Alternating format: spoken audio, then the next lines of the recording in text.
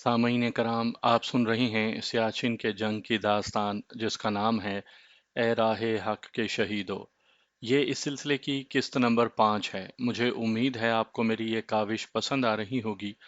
आपने अगर अभी तक मेरा चैनल कहानी घर सब्सक्राइब नहीं किया तो अभी मेरे चैनल को सब्सक्राइब करके बेल नोटिफिकेशन ऑन कर लीजिए ताकि आने वाली हर नई कहानी की इत्तला बर वक्त आप तक पहुंच सके।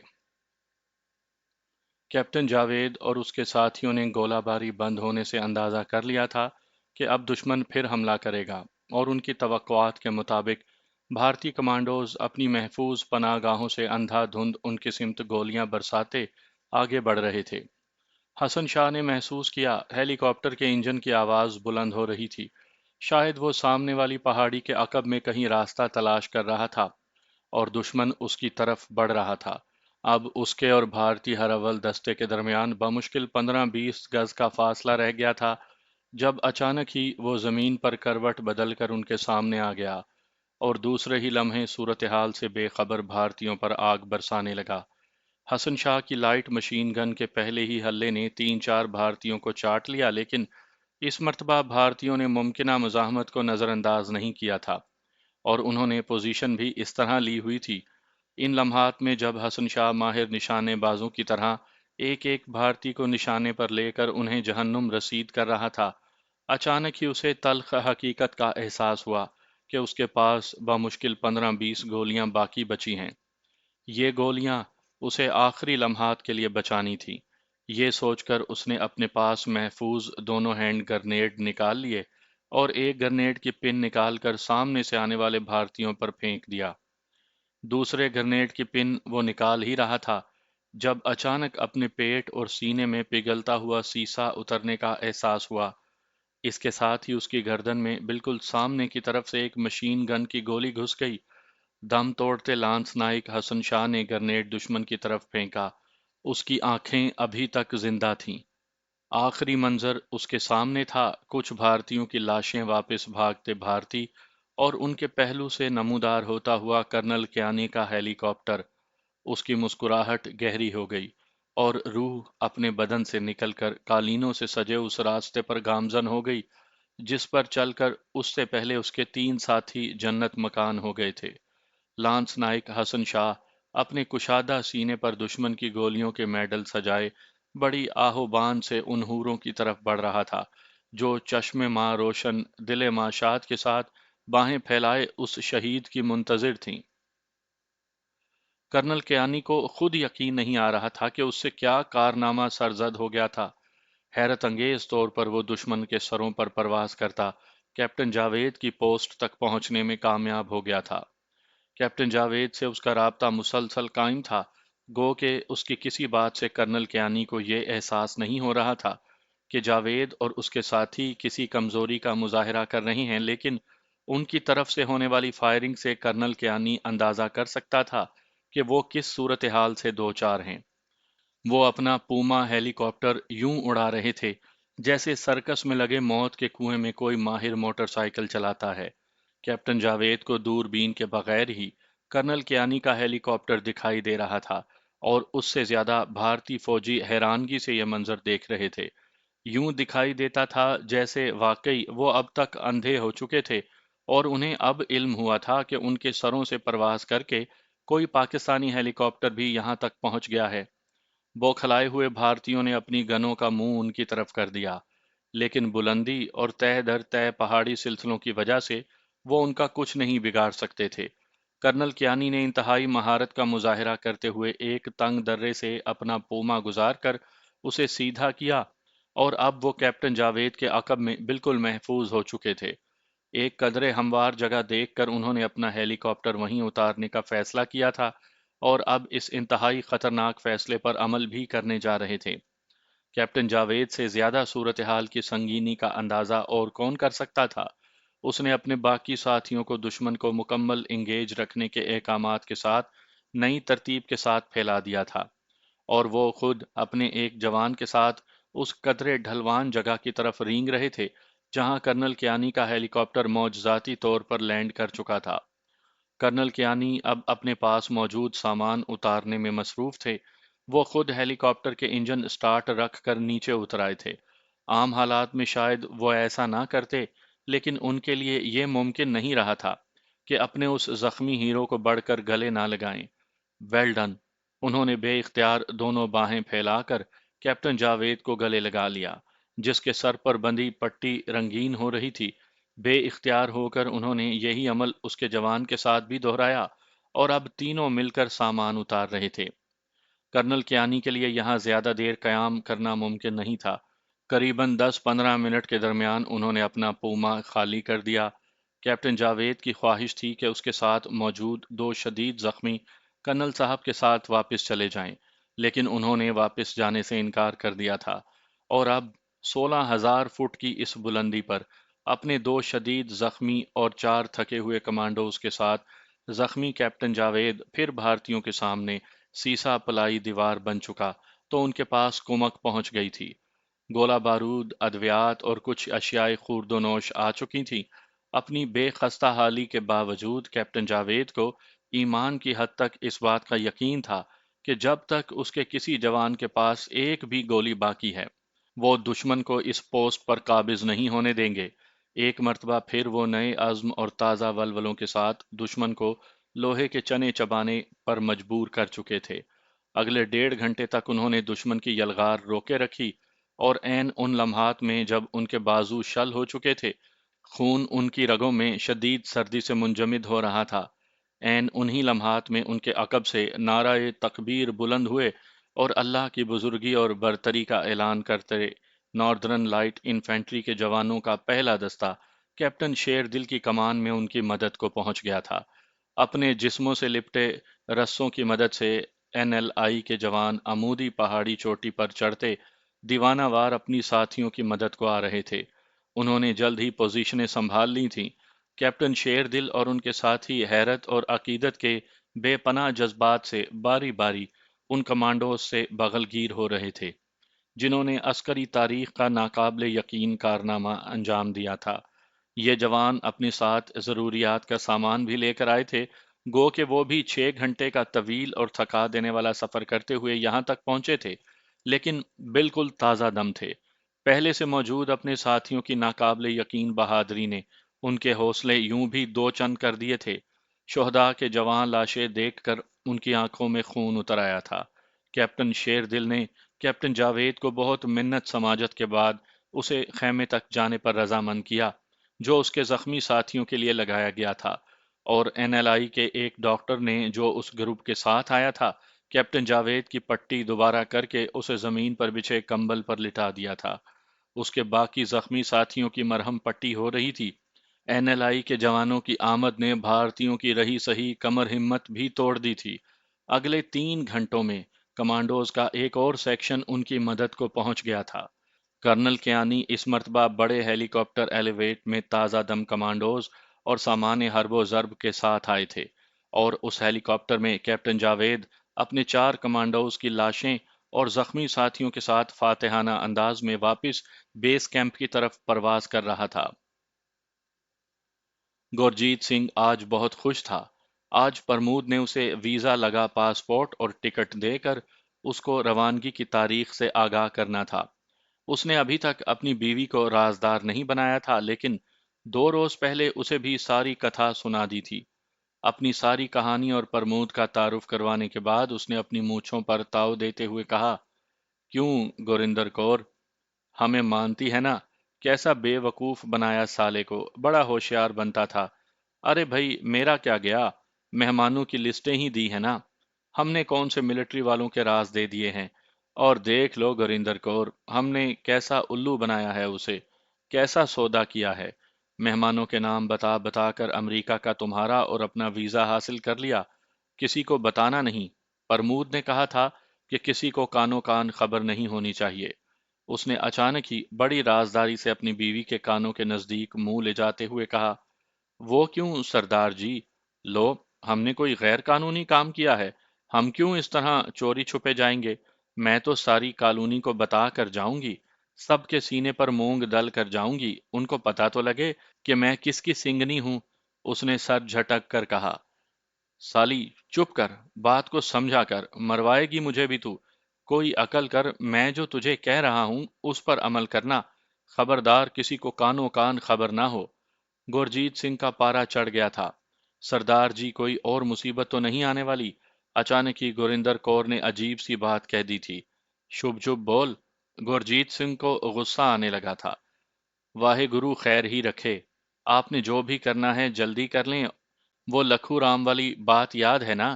اس نے قدرے غیر مطمئن ہو کر کہا۔ لکھو رام یہاں کا ایک مالی تھا۔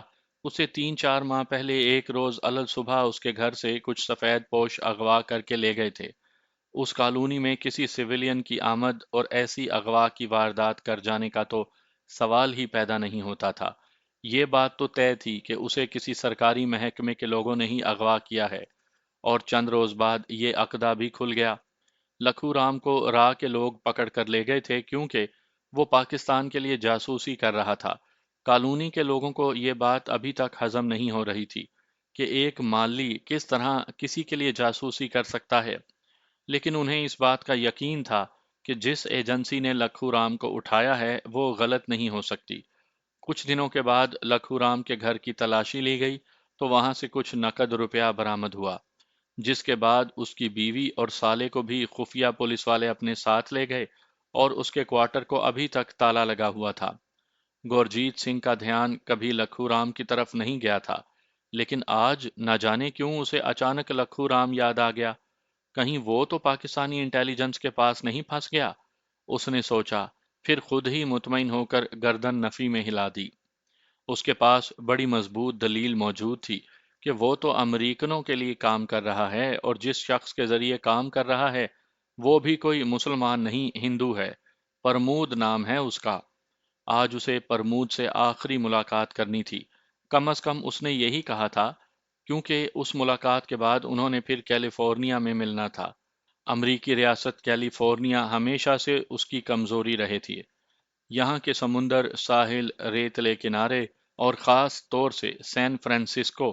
پرمود سے جب اس نے ذکر کیا تھا سین فرانسسکو کا تو اس نے گورجیت سنگھ سے کہا تھا کہ اب اس کی اگلی منزل وہی ہوگی۔ 1 سال کے لیے تو تمہیں سین فرانسسکو کی کرکٹ سٹریٹ پر ہی اپارٹمنٹ مل جائے گا، اس کے بعد جہاں پسند کرو۔ یار یہ امریکن سالے بڑے پاگل ہیں، ان کو ایک مرتبہ خوش کر دو تو جو مرضی ان سے لے لو۔ اس روز پرمود نے اس کے ہاتھ پر بے تکلفی سے ہاتھ مارتے ہوئے اسے حسب سابق مستقبل کے سنہرے خواب دکھاتے ہوئے کہا تھا۔ گورجیت سنگھ نے اس روز سے سین فرانسسکو کے خواب دیکھنے شروع کر دیے تھے، اور وہ سین فرانسسکو کے لیے اس سے بھی زیادہ بہت کچھ کرنے کو تیار تھا، جو کچھ کرنے کے لیے اسے پرمود نے کہا تھا۔ اس روز وہ بڑا محتاط ہو کر اپنے کوارٹر سے نکلا تھا۔ اس کی خواہش تھی کہ آج اسے گھر سے باہر جاتے ہوئے کوئی نہ دیکھے۔ پرمود نے یہی اسے سمجھایا تھا کہ اب اس کے بھارت میں 3-4 دن ہی باقی رہ گئے ہیں، اس لیے وہ محتاط رہا کرے۔ کالونی کا مین گیٹ عبور کرتے ہوئے اسے پکا یقین تھا کہ اسے کسی نے نہیں دیکھا، لیکن وہ نہیں جانتا تھا کہ گزشتہ 5 روز سے اس کی مسلسل نگرانی کی جا رہی ہے۔ یہ اس کی بدقسمتی تھی کہ اس نے اپنی بیوی کو اعتماد میں لیا۔ گوریندر کور نے اسی روز شام کے بعد اپنی سہیلی نیلما کو اعتماد میں لے کر ساری بات بتا دی تھی۔ سیدھی سادی سنگھنی کو اس بات کا علم نہیں تھا کہ نیلما کا خامند رنجیت انٹیلیجنس کا مخبر تھا۔ راہ نے صفدر جنگ کے تمام سرکاری دفاتر میں ایسے مخبروں کا جال بچھا رکھا تھا جنہیں اپنے کسی بھی ساتھی سے متعلق کوئی بھی کام کی خبر پہنچانے پر انعام و کرام سے نوازا جاتا تھا۔ کالونی والوں کو اس بات کا علم نہیں تھا کہ لکھو رام کی جڑوں میں رنجیت ہی بیٹھا تھا۔ اس نے لکھو رام کو 2 مرتبہ ایک اجنبی سے، جو خاصے کھاتے پیتے گھرانے کا فرد دکھائی دیتا تھا، ملاقات کرتے دیکھ لیا تھا، اور اس ملاقات کی خبر اس نے خاصی بڑھا چڑھا کر انسپیکٹر چھاگلا کو دی تھی۔ اس کے بعد لکھو رام کی نگرانی ہونے لگی تھی، اور ایک دن وہ قابو آ گیا۔ جس روز لکھو رام پکڑا گیا اس سے اگلے روز رنجیت کو 2000 روپے کا انعام ملا تھا، اور ایس پی صاحب نے اس کی کمر ٹھوکتے ہوئے کہا تھا کہ وہ ایسی معمولی سے معمولی خبریں انہیں ضرور پہنچایا کرے۔ نیلما ان کے ہمسائے میں رہتی تھی۔ گورجیت سے اگلا کوارٹر اسی کا تھا، اور اس کی شادی کو ابھی 1.5-2 سال ہی ہوئے تھے۔ پنجاب کی سیدھی سادھی جٹی گوریندر کور اس کی لچھےدار باتوں میں آ کر پہلے ہی روز اس کی خاصی سہیلی بن گئی تھی، کیونکہ دونوں کی ایک عادت بڑی ہی مشترک تھی کہ دونوں اپنے ہمسایوں کی عورتوں سے متعلق ہر وقت کوئی نہ کوئی غلط خبر سننے یا پھر سنانے کے لیے بے چین رہا کرتی تھی۔ یوں تو نیلما نے اس سے کریت کریت کر وہ ساری تفصیلات اگلوا لی تھی جن کے ذریعے رنجیت کو آگے نمبر بنانے کا موقع مل جاتا، لیکن وہ بھی گرجیت کی طرح یہ کہنا نہیں بھولی تھی کہ وہ اب یہ بات آگے ہرگز نہ کرے، کیونکہ کالونی کی تمام عورتیں ان دونوں کے حسن و جوانی سے پہلے ہی حسد کرتی ہیں، اور اگر انہیں گرجیت اور گریندر کور سے متعلق یہ خبر بھی مل گئی کہ وہ دونوں امریکہ جانے والے ہیں، تو نہ جانے حسد میں آ کر کہیں کوئی اناپ شناپ نہ کروا دے۔ لو، میں کوئی پاگل ہوں؟ تمہیں اپنی جان کر بات کر لی ہے، حالانکہ انہوں نے سختی سے کسی سے بھی بات کرنے سے منع کیا تھا، گوریندر کور نے سیانی بنتے ہوئے کہا۔ ٹھیک ہے، نیلما نے اس کی ہاں میں ہاں ملائی۔ رنجیت کے لیے یہ خبر کیا تھی؟ گویا اس کی لاٹری نکل آئی۔ نیلما نے تو یہ بھی جان لیا تھا کہ جو شخص انہیں امریکہ لے کر جائے گا اس کا نام پرمود ہے، اور وہ گرجیت سنگھ سے یہاں آنے والے مہمانوں کی لسٹیں لیتا رہا ہے۔ رنجیت نے ایک لمحہ توقف کیے بغیر یہ خبر آگے پہنچا دی۔ انسپیکٹر چھاگلا نے اسے 500 روپیہ انعام دیا تھا اور تنبیہ کی تھی کہ وہ اب اس بات کو بھول جائے کہ اس نے ایسی کوئی اطلاع دی ہے۔ اس کے بعد دونوں الگ ہو گئے۔ رنجیت 500 روپیوں کے ساتھ سیدھا شراب خانے کی طرف گیا تھا، جہاں اس نے آدھے پیسے آدھی رات تک لٹا کر اپنے گھر کا رخ کیا۔ گورجیت سنگھ کو علم نہیں تھا کہ پرائم منسٹر ہاؤس کے ایک کونے میں موجود سرونٹ کالونی کے سامنے والے میدان کے گھنے درختوں کے پیچھے سے طاقتور دور بین اس کے گھر کے دروازے پر نصب تھی۔ یہاں سے اس کی روانگی اور مین گیٹ سے باہر آنے تک کوئی اس کے نزدیک بھی نہیں پھٹکا تھا۔ جب قریباً 1 فرلانگ پیدل جانے کے بعد اس نے ایک ٹیکسی کے ذریعے ہوٹل تاج محل کی طرف سفر شروع کیا، تو اس ٹیکسی کے آگے پیچھے 3 کاریں اور ایک موٹر سائیکل اس کا پیچھا کر رہے تھے، اور گورجیت عقل کا اندھا اپنی دھن میں مست چلا جا رہا تھا۔ ٹیکسی اس نے ہوٹل کے باہر مین گیٹ کے نزدیک رکوائی تھی، جبکہ اس کے آگے والی کار آگے نکل گئی۔ پچھلی کار ہوٹل کی پارکنگ کی طرف چلی گئی اور موٹر سائیکل سوار تیسری کار والوں کے ساتھ باہر موجود رہا۔ گورجیت سنگھ سیدھا کاؤنٹر کی طرف گیا تھا، جہاں اس نے مسٹر پرمود کا کمرہ نمبر بتا کر ان سے بات کرنے کے لیے کہا تھا۔ لیکن سر، 205 نمبر میں تو مسٹر بھاٹیا نامی ایک صاحب ٹھہرے ہوئے ہیں۔ استقبالیہ کلرک لڑکی نے اپنے سامنے موجود مانیٹر کی سکرین پر نظر ڈالنے کے بعد کہا۔ کیا مطلب؟ گورجیت سنگھ نے عجیب سی نظروں سے اس کی طرف دیکھا۔ یس سر، وہاں مسٹر بھاٹیا ٹھہرے ہوئے ہیں، لڑکی نے بڑے اعتماد سے کہا۔ لیکن 3 روز پہلے تو مسٹر پرمود مہرا۔ شاید میں کمرے کا نمبر بھول گیا ہوں، پلیز آپ ذرا نام سے چیک کر لیں، گورجیت سنگھ نے قدرے بے یقینی کے لہجے میں کہا۔ اسے کاؤنٹر پر کھڑی خاتون کی بات کا یقین نہیں آ رہا تھا۔ لڑکی نے اس سے زیادہ خود کو مطمئن کرنے کے بعد دوبارہ اپنے کی بورڈ پر انگلیاں دباتے ہوئے سکرین پر نظر جما دی۔ سوری سر، اس نام کے کوئی صاحب گزشتہ 1 ہفتے سے ہمارے ہوٹل میں نہیں ہیں۔ اس مرتبہ لڑکی نے حتمی لہجے میں بات کی تھی۔ اوکے، قدرے گھبرائے ہوئے گورجیت نے کہا اور واپس مڑ گیا۔ اسے ابھی تک اس بات کا یقین نہیں آ رہا تھا کہ پرمود یہاں موجود نہیں ہے۔ اس نے تو 15-20 روز مسلسل پرمود سے یہیں ملاقات کی تھی اور اس کے کمرے میں بھی جاتا رہا تھا۔ کہیں یہ بھی وہی لکھو رام والا چکر تو نہیں؟ اچانک ہی ایک خیال نے اسے بوکھلا کر رکھ دیا، اور وہ پریشانی ہی کی حالت میں باہر آ گیا۔ گورجیت سنگھ کو اس بات کی کانوں کان خبر نہ ہو سکی کہ جیسے ہی وہ کاؤنٹر سے ہٹا، اس کے ساتھ ہی اندر آنے والے ایک نوجوان نے جو اس کا تعاقب کرنے والی کار میں بیٹھا اور اب اندر آ گیا تھا، کاؤنٹر والی لڑکی سے رابطہ کیا تھا۔ اس نے اپنا تعارف کروانے کے بعد لڑکی سے پوچھا کہ گورجیت سنگھ یہاں کس سے ملنے آیا تھا، اور اس کی طرف سے ملنے والا جواب اپنے پاس موجود چھوٹی سی ڈائری میں لکھ کر تیزی سے باہر آ گیا تھا۔ گورجیت باہر کھڑا کچھ سوچ رہا تھا جب وہ نوجوان سیدھا اس کی طرف گیا۔ آپ کو مسٹر پرمود سے ملنا ہے؟ اس نے بغیر کسی تعارف اور دعا سلام کے گورجیت سے براہ راست اور اچانک سوال کر دیا۔ ہاں، بے ساختہ گورجیت کے منہ سے نکلا۔ شمع کیجیے، آپ کو زحمت ہوئی، دراصل وہ آپ کا انتظار کر کے ابھی گئے ہیں۔ دراصل کمرہ میرے نام پر بک تھا انہیں ایک ضروری کام سے جانا پڑا، لیکن انہوں نے مجھے آپ کے لیے یہاں چھوڑا تھا۔ آئیے آپ کو ان سے ملوا دوں۔ نوجوان نے بڑی بے تکلفی سے کہا۔ گورجیت بالکل بوکھلا گیا تھا، اسے کچھ سمجھ نہیں آ رہی تھی کہ کیا کرے اور کیا نہ کرے۔ آئیے گورجیت سنگھ جی، میرا نام پشپال سنگھ ہے۔ اس نے گورجیت کا نام لے کر مخاطب کرتے ہوئے اپنا تعارف بھی کروا کر جیسے گورجیت کے ڈگمگاتے اعتماد کو سہارا دینے کی کوشش کی تھی۔ کہاں جانا ہے؟ گورجیت نے اچانک ہی اس سے پوچھا۔ ارے مہاراج، آئیے آپ کو ملائیں۔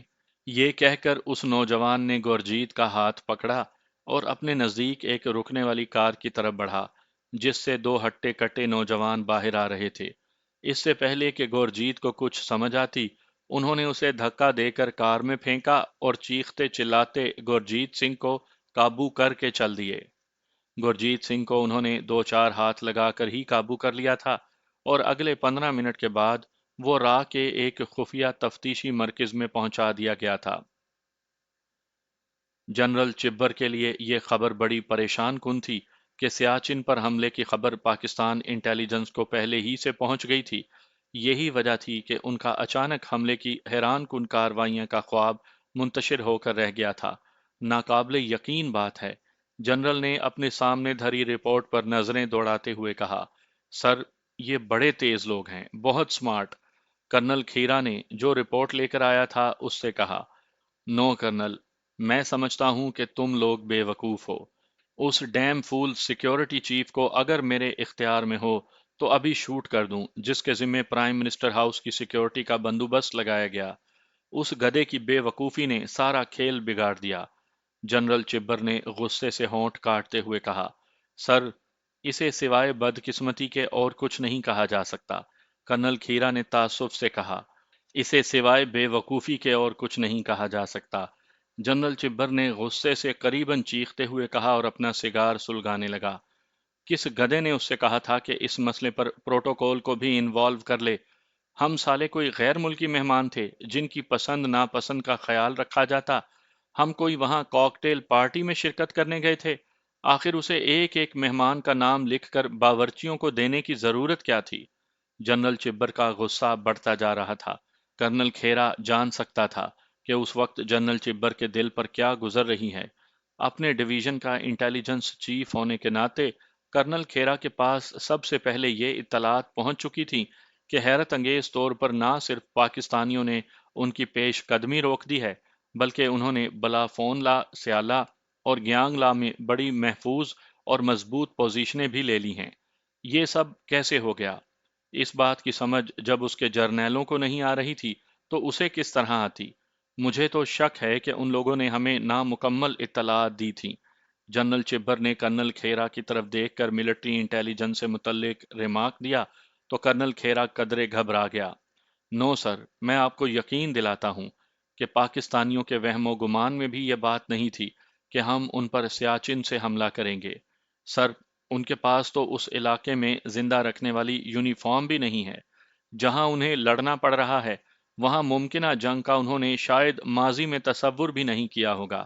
کرنل کھیرا نے اسے بڑے تیقن سے کہا، کرنل، وہ گوشت پوست کے انسان ہیں یا کوئی غیر مرئی مخلوق؟ جنرل چبر نے قدرے نارمل ہو کر طنز کیا، سر، بظاہر تو آپ کا دوسرا خیال صحیح دکھائی دیتا ہے۔ انہوں نے پیدل دستوں کے ساتھ 60-70 میل کا ناقابل عبور سفر طے کروانے کے بعد معمول کی یونیفارم کے ساتھ تمام محاذوں پر پہنچایا ہے، اور اب وہ انہیں ایلیویٹ اور لاما کے ذریعے مدد پہنچا رہے ہیں۔ یہ ان کے لیے پہلا تجربہ ہے۔ کرنل کھیرا نے اس کے طنز کو لوٹاتے ہوئے کہا، مائی گاڈ، بہت سبکی ہوئی۔ جی ایچ کیو والے تو ہم پہلے ہی ہماری مخالفت کر رہے تھے۔ جنرل چبر نے قدرے پریشانی سے کہا، اسے اس تلخ حقیقت کا ادراک ہو گیا تھا کہ اس نے ناردرن کمانڈ کے افسر اعلیٰ کی حیثیت سے اپنی زندگی کا سب سے خطرناک اور جاہلانہ فیصلہ کر کے اپنی ساری سروس داؤ پر لگا دی ہے۔ جب اس نے اپنا منصوبہ جی ایچ کیو کے سامنے رکھا تھا تو انہوں نے اس پر ناقابل عمل، ناقابل یقین کے الفاظ لکھ کر معذرت کے ساتھ واپس لوٹا دیا تھا، لیکن نہ جانے کس منحوس گھڑی پر اس نے ڈیفنس سیکٹری کے سامنے اس منصوبے کا ذکر کیا جس سے بات آر این کاؤ تک پہنچی، جس نے ایک روز اس سے را کے ہیڈ کوارٹر میں خفیہ میٹنگ کرنے کے بعد اس کے خیالات اپنی پرائم منسٹر تک پہنچا دیے تھے، اور ایڈونچر پسند پرائم منسٹر نے بنگلہ دیش کی طرح اپنے سر پر ایک اور کامیابی کا تاج سجانے کے لیے فوراً اس پر ساد کیا۔ جنرل چبر جانتا تھا کہ چیف آف آرمی سٹاف نے یہ بات ضرور اپنے دل میں رکھی ہوگی کہ اس نے پرائم منسٹر کی رضامندی حاصل کرنے کے بعد یہ منصوبہ جی ایچ کیو تک پہنچایا تھا، اور یہ فوجی ڈسپلن کی خلاف ورزی تھی۔ بہرحال اس سے یہ کچھ لاشعوری طور پر سرزد ہو گیا تھا۔ اس کے اسٹاف آفیسر کرنل کمار نے اسے پمپ کیا تھا کہ اپنی خصوصی تربیت یافتہ ماؤنٹین ڈویژن کے ساتھ وہ یہ ناقابل یقین کارنامہ انجام دے سکتے ہیں۔ جنرل چبر کو کچھ پچھتاوے کا احساس ہو رہا تھا، لیکن وہ اس کا اظہار کر کے اپنی جگ ہسائی کا سامان نہیں چاہتا تھا۔ ماضی کی تاریخ اس کے سامنے تھی۔ اسے اچھی طرح یاد تھا کہ سن 62 میں جنرل بی ایم کول نے جب چین کے ساتھ نیفا کے محاذ پر جنگ ہاری تھی تو اسے کتنا بے عزت کر کے آرمی سے ریٹائر کیا گیا تھا۔ وہ کم از کم جنرل کول کی طرح اپنا نام فوج کی تاریخ میں نہیں لکھوانا چاہتا تھا، اس لیے اس نے اپنی ضد پر اڑے رہنے کا فیصلہ کر لیا تھا۔ لک کرنل کمار، اب جو بھی ہم نے کیا وہ اپنی اچھائی برائی سمیت ہمیں قبول کرنا ہی پڑے گا۔ اپنی تمام طاقت سیاچن میں جھونک دو۔ ان کے پاس ضروریات زندگی ہی مکمل نہیں، وہ ہمارا کچھ نہیں بگاڑ سکتے۔ ایسے خطرناک اور قاتل موسم کا مقابلہ دشمن صرف اپنے جذبے سے کب تک کر سکتا ہے؟ کرنل کمار، ایک آرمی آفیسر کی حیثیت سے مجھے ہی نہیں، ہم سب کو یہ بات تسلیم کر لینی چاہیے کہ ہم پہلے مرحلے پر یہ جنگ ہار گئے ہیں۔ انہوں نے ہمارا حملہ روک دیا ہے، اور وہ بھی اتنے نامساعدہ حالات میں، اتنی بے سر و سامانی کے ساتھ۔ لیکن تم ماؤنٹینئر ہو، تمہیں اپنا حوصلہ برقرار رکھنا ہے۔ تازہ دم یونٹس میدان میں لاؤ، میں دیکھوں گا کہ وہ کب تک ہمیں روک پائیں گے۔ اس نے قدرے تلخ لہجے میں یہ باتیں کی تھیں۔ سر، آپ مطمئن رہیں، ہم دیکھتے ہیں ان میں کتنی سکت ہے۔ اس وقت تو جوش و جذبے سے انہوں نے کام کر لیا، لیکن میں آپ کو یقین دلاتا ہوں کہ جلد ہی ان کا دم خم ٹوٹ جائے گا۔ بہت جلدی وہ پسپائی اختیار کر لیں گے، اور سر اگر انہوں نے بھاگنا شروع کیا تو پھر گلگت تک ہم انہیں سانس لینے کے لیے بھی رکنے کا موقع نہیں دیں گے۔ کرنل کمار نے بظاہر تو یہ باتیں کر کے جنرل چبر کو مطمئن کرنا چاہا تھا، لیکن ایک خلش سے اس کے ضمیر میں پھانس کی طرح اٹک چکی تھی۔ وہ سوچ رہا تھا کہ جو کچھ اس نے کہا ہے ایسا کبھی ہو بھی سکے گا یا نہیں۔ آر این کاؤ کے سامنے تمام رپورٹس دھری تھیں۔ ملٹری انٹیلیجنس نے واقعہ طور پر اس حملے کو اپنی شکست مان لیا تھا، کیونکہ فوجی زبان میں ہر وہ حملہ جو مطلوبہ نتائج حاصل نہ کر سکے اسے ناکام حملہ ہی تصور کیا جاتا ہے۔ اس دلیل کو بنیاد بنا کر ملٹری انٹیلیجنس چیف نے اپنی رپورٹ پرائم منسٹر کے لیے تیار کی تھی، لیکن یہ الگ بات کہ پرائم منسٹر کے لیے تیار ہونے والی ہر انٹیلیجنس سمری پہلے را کے ڈائریکٹر جنرل آر این کاؤ کی میز پر ہی پہنچتی تھی، کیونکہ وہ پرائم منسٹر کا سیکیورٹی ایڈوائزر بھی تھا۔ دوسری رپورٹ ناردرن کمانڈ کی طرف سے بھیجی گئی تھی، جس کے مطابق انہوں نے پاکستانی علاقے کے اندر اپنی مضبوط پوزیشنیں قائم کر لی ہیں اور اپنے حملے کے مقاصد بھی کافی حد تک حاصل کر لیے ہیں۔ آر این کاؤ نے ملٹری انٹیلیجنس کی رپورٹ کی سمری الگ سے اس کے تمام منفی پوائنٹس کو نکال کر تیار کروائی، اور ناردرن کمانڈ کی رپورٹ کو اس کے ساتھ مربوط کر کے ایک نئی فائل کے ساتھ پرائم منسٹر کے پاس پہنچ گیا۔ پرائم منسٹر سے اس کے تعلقات سرکاری سے زیادہ ذاتی نوعیت کے تھے۔ سن 71 میں پاکستان کو دو لخت کرنے کا جو تاج بھارتی پرائم منسٹر نے اپنے سر پر سجا رکھا تھا، اس تاج کو ان کے سر پر رکھنے والے ہاتھ اسی آر این کاؤ کے تھے۔ کاؤ نے را کو بھارتی انٹیلیجنس ایجنسی سے زیادہ پرائم منسٹر کی ذاتی انٹیلیجنس کمپنی بنا کر رکھ دیا تھا۔ اس نے پرائم منسٹر کی ہر جائز ناجائز خواہش کو حکم کا درجہ دے کر اس کی اطاعت کی تھی، اور ان کی اطاعت میں بھارت کی قریباً ہر سیاسی جماعت کو اپنا دشمن بنا لیا تھا۔ اس نے بطور خاص کانگریس کو برسر اقتدار رکھنے کے لیے راہ میں سیاسی سیل قائم کیا تھا، جس کا مقصد صرف پرائم منسٹر کے مخالف سیاستدانوں کی کمزوریاں پکڑ کر انہیں ڈرانا، دھمکانا اور بلیک میل کرنا تھا۔ اپنے انہی کرتوتوں کی بنا پر اس نے ایک مرتبہ prime minister Mrs Indira Gandhi کو راج پاٹ سے چھٹکارا بھی دلایا تھا اور اپنی بھی چھٹی کروا لی تھی، لیکن جیسے ہی دوبارہ مسز اندرا گاندھی برسر اقتدار آئیں، انہوں نے سب سے پہلے اپنے اس پرانے جانثار کو بلا کر دوبارہ راہ کی سربراہی اور اپنی سیکیورٹی ایڈوائزر کی گدی بھی سونپ دی تھی۔ بھارتی بیوروکریسی کے تمام ستون آر این کاؤ کی پسند ناپسند پر قائم رہتے اور منہدم ہوتے تھے۔ کوئی بھی اہم رپورٹ پرائم منسٹر کی میز تک کاؤ کی نظروں سے بچ کر نہیں پہنچ سکتی تھی۔ وہ نہ صرف پرائم منسٹر کا سیکیورٹی ایڈوائزر تھا، بلکہ ان کا بزنس پارٹنر بھی رہ چکا تھا۔ مسز اندرا گاندھی نے اپنے سامنے دھری فائل کی موٹائی پر ایک چھلکتی ہوئی نظر ڈالی اور اس سے مخاطب ہوئیں۔ مسٹر کاؤ، آپ موٹے موٹے پوائنٹس مجھے تیار کر دیں، میں کہاں اس پلندے کو پڑھتی پھروں گی۔ میڈم پرائم منسٹر، میں نے آپ کی گوناگوں مصروفیات کا اندازہ کرتے ہوئے یہ کام پہلے سے کر رکھا ہے۔ یہ کہتے ہوئے اس نے دوسری مختصر سی فائل جو ابھی اس کی بغل میں دبی ہوئی تھی پرائم منسٹر کو پیش کر دی۔ ویل ڈن مسٹر کاؤ۔ پرائم منسٹر نے اسے تحسین آمیز نظروں سے دیکھتے ہوئے اسبات میں گردن ہلائی۔ تھینک یو میڈم، کاؤ نے مسکراہٹ ہونٹوں پر جماتے ہوئے کہا۔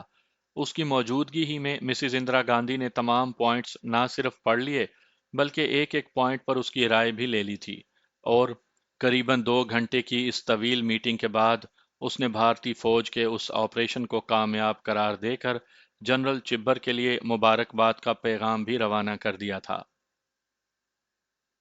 پاکستانی فوج کے شیر دل جوانوں نے دشمن کا ابتدائی حملہ پسپا کر کے ایک مرتبہ تو اسے گھٹنے ٹیکنے پر مجبور کر دیا تھا، لیکن یہ بات ہر سینئر آفیسر کے علم میں تھی کہ دشمن اپنی ہزیمت پر چپ نہیں بیٹھے گا اور اپنی رسوائی کا داغ دھونے کے لیے اپنا سب کچھ میدان جنگ میں جھونکنے سے گریز نہیں کرے گا۔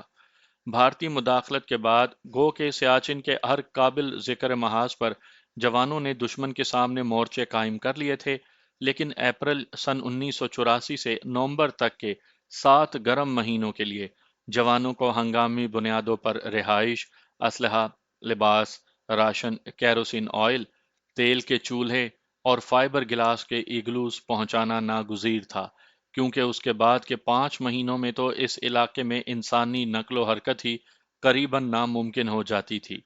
حالت یہ تھی کہ یہاں گرمیوں کے موسم میں بھی اگلی پوسٹوں پر ہفتے میں 3 روز مسلسل برف باری ہوتی رہتی تھی۔ ہیلی کاپٹر استعمال کرنے کے لیے کم از کم سامنے کا منظر صاف ہونے کی حجت ضروری پوری کرنی پڑتی ہے، اور یہاں مسلسل برف باری کی وجہ سے عموماً موسم ہیلی کاپٹر کی پرواز کے لیے موزوں نہیں رہتا تھا، اس لیے ان پر ہی انحصار ممکن نہیں تھا، خاص طور پر موسم سرما میں جب کہ اگلی پوسٹوں پر مسلسل برف باری ہوتی رہتی تھی۔ ہیلی کاپٹروں کا پرواز کرنا بھی ناممکن ہو جاتا تھا۔ پاک آرمی کے پاس پوما اور ایلوویٹ 3 ہیلی کاپٹر اتنے بڑے لاجسٹک مسئلے کا حل بھی نہیں تھے۔ ایلیویٹ 3 تو 16,000 فٹ کی بلندی تک زیادہ سے زیادہ 100 کلوگرام وزن پہنچا سکتے تھے، جبکہ ایک پوسٹ پر جلنے والے تیل کے چولہوں کے لیے، جن پر اس پوسٹ پر متعین جوانوں کی زندگی کا انحصار تھا، ہر دوسرے دن 15 کلو وزن ایک جیری کین مٹی کے تیل کی ضرورت ہوتی تھی، اور ہیلی کاپٹر بمشکل ایسے 6 جیری کین اٹھا سکتا تھا۔ آسمان کی بلندیوں کو چھوتی ان برفیلی اور نوکدار پہاڑی چوٹیوں تک پہنچنا، وہاں اپنی پوسٹیں قائم کرنا، اپنی پوزیشنیں مضبوط کرنا، اور پھر زندہ رہنے کے لیے دشمن کی جارحیت کا مقابلہ کرنے کے لیے جو سامان حرب و ضرب درکار تھا، اس کی رسائی ممکن بنانا کارِ دار تھا۔ ایک بڑا اور مشکل چیلنج جوانوں کے سامنے آن کھڑا ہوا تھا۔ ذرائع آمدورفت مسدود ہونے سے تو رہی سہی کسر بھی پوری ہو جاتی تھی۔ پوسٹوں کے نزدیک ترین بھی جو انتظامی ہیڈ کوارٹر تعمیر کیے گئے تھے، وہاں سے پوسٹ تک ایک جوان یا پورٹر اپنی خوراک کے علاوہ زیادہ سے زیادہ 12 تا 15 کلو وزن اٹھا کر مسلسل 5 دن برف کے اس جہنم زار پر سفر کرنے کے بعد پوسٹ تک پہنچا تھا، جہاں سے واپسی کا سفر پھر 5 دنوں پر مشتمل تھا۔ 10 روز میں ایک جوان بمشکل 10 کلوگرام وزن پوسٹ تک پہنچا سکتا تھا۔ 10 دن کی جان لیوا مسافت طے کرنے کے بعد ایک تربیت یافتہ اور تجربہ کار پورٹر کم از کم 5 دن آرام کرنے کے بعد ہی اگلی منزل پر روانہ ہو سکتا تھا۔ رگوں میں خون منجمد کر دینے والی سردی اور آکسیجن کی کمی کے ساتھ 16,000 فٹ سے زیادہ بلندی پر سفر کرنے سے کئی پورٹر ابتدا ہی میں پیچیدہ بیماریوں کا شکار ہونے لگے۔ اعلیٰ کمان کے اندازوں کے مطابق ایک پوسٹ پر साल भर के तकरीबन 3,000 किलोग्राम वजनी राशन, एमुनिशन, मिट्टी का तेल और दूसरी ज़रूरियात ज़िंदगी दरकार थीं। दुश्मन ने पाक फौज को जंग से ज्यादा इंतजामी तौर पर खतरनाक चैलेंज दिया था, जिससे ओहदा बरा होने के लिए जवानों ने अपनी जिंदगियां दांव पर लगा दी। आर्मी की तरबियत के सारे असूल एक तरफ रखकर रेगुलर फौज के जवानों ने महज अपनी कुव्वत ईमानी के बल पर मुहैयरुल अकूल कारनामे सर अंजाम दिए। शायद कुदरत उनकी जवां हिम्मती पर मेहरबान थी कि मुल्क ही में उनके लिए फाइबर गिलास के इग्लू तैयार होने लगे, क्योंकि उन इलाकों में जिस्म जान का रिश्ता बरकरार रखने के लिए इग्लूज नागुजीर थे। लाहौर की एक फर्म ने 6 माह में 100 से जायद मुख्तलिफ साइज के ग्लेशियाई खैमे तैयार करके फौज के हवाले कर दिए, और शेर दिल जवानों ने उन इग्लूज को तवील बर्फीले जहन्नुम पर अपने कंधों पर उठाकर पोस्टों तक पहुंचा दिया।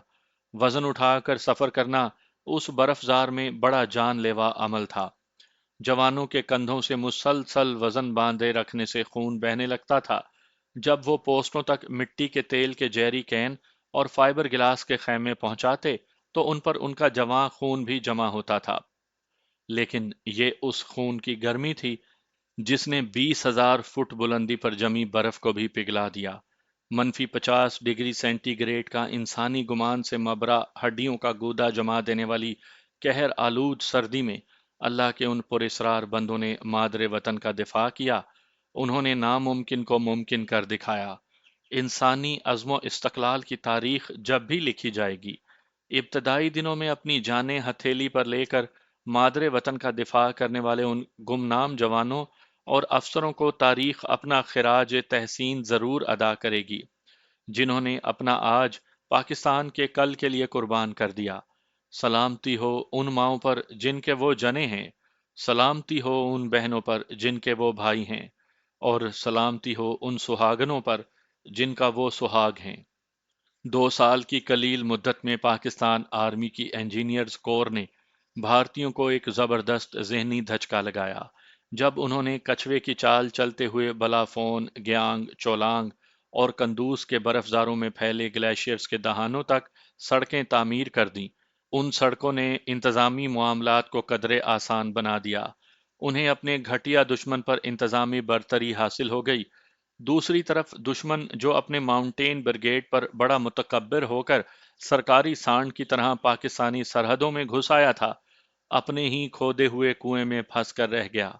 भारतीय सूरमाओं को अपने मरकजी इंतजामी हेडक्वार्टर जंग रोलमा से अगले मोर्चों तक रसद पहुंचाने के लिए सियाचिन ग्लेशियर पर से ही गुजर कर जाना पड़ता है।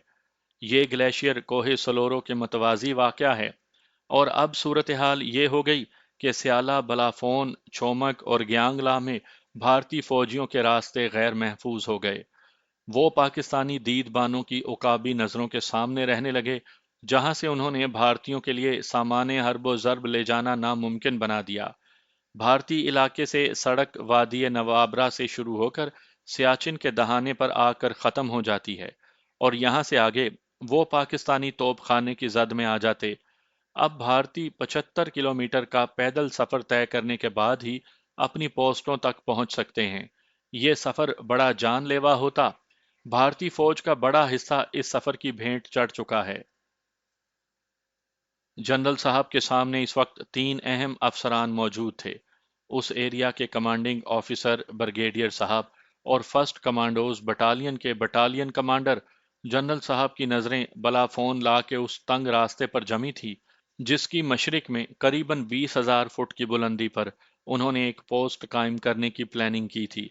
2 दिन तक मुसलसल गौर खोज करने और मसरूफ़ जिहाद अफसरान से मुशावरत करने के बाद जनरल साहब इस नतीजे पर पहुंच चुके थे, अगर वो बलाफोन ला के जनूब मशरिक में 20,000 फुट की बुलंदी पर चौकी कायम कर लें, तो यहाँ से ना सिर्फ सियाचिन ग्लेशियर पर नकलो हरकत करने वाले भारतीय फौज उनकी नज़रों में आ जाएगी, बल्कि वो देखभाल की उस चौकी पर मौजूद दीदबान यानी ओपी की मदद से भारतीयों पर तोप खाने का कारगर फायर भी करवा सकते थे। 20,000 फुट की बुलंदी पर यह बलाफोनला में बुलंद तरीन और तस्वीराती लिहाज से अहम तरीन पोस्ट होती।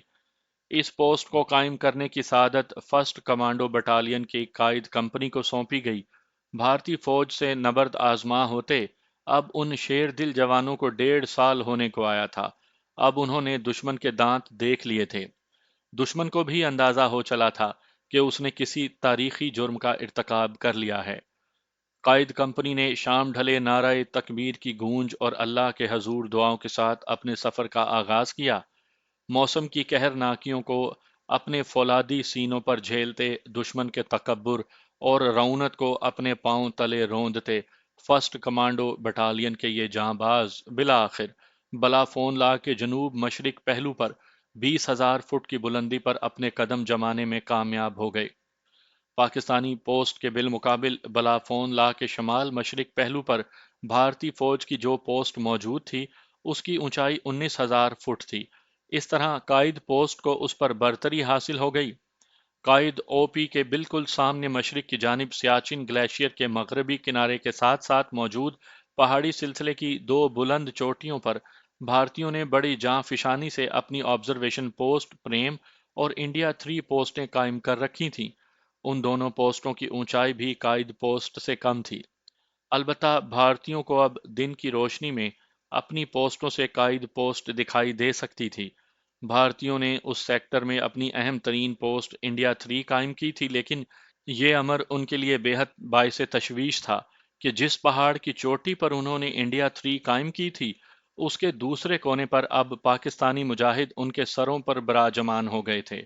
البتہ ان کے اور پاکستانی پوسٹ قائد کے درمیان پہاڑ کی نوکدار چٹانوں کا ایسا خطرناک راستہ تھا جسے عبور کرنا ممکن دکھائی نہیں دیتا تھا۔ وہ آسانی سے قائد تک پہنچ ہی نہیں سکتے تھے، کیونکہ یہاں سے قائد پوسٹ تک عمودی چڑھائی بہت خطرناک اور قریباً ناممکن تھی۔ البتہ ایک ایج انہیں حاصل تھا کہ وہ اپنی پوسٹ انڈیا 3 سے پاکستانی قائد پوسٹ اور قائد او پی کے درمیان ہونے والی نقل و حرکت کا جائزہ لے سکتے تھے۔ اس طرح پاکستانی جوانوں کے لیے دن میں نقل و حرکت ممکن نہیں رہی تھی۔ وہ اپنی تمام نقل و حرکت رات کے اندھیرے میں کرتے تھے۔ پہاڑ کی چوٹی پر جہاں قائد او پی بنائی گئی تھی وہ جگہ اتنی تنگ اور خطرناک تھی کہ وہاں تک بمشکل ایک اگلو پہنچ سکا تھا، اور 2 مورچے بنائے گئے تھے۔ قائد او پی کی حیثیت دیکھ بھال کرنے والی ایک پوسٹ کی سی تھی۔ یہاں ڈھنگ سے دفاعی مورچے بنانا بھی ممکن نہیں تھا، نہ ہی اسلحہ اور خوراک ذخیرہ کرنے کی گنجائش موجود تھی۔ وہ مورچے صرف اس لیے بنائے گئے تھے کہ جب دشمن یہاں فائرنگ کرے تو جوان ان مورچوں میں بیٹھ کر اپنا دفاع کر سکیں۔ دن کے اوقات میں پاکستان دید بان برف کی ان قبروں میں بیٹھ کر اپنے فرائض انجام دیا کرتے تھے۔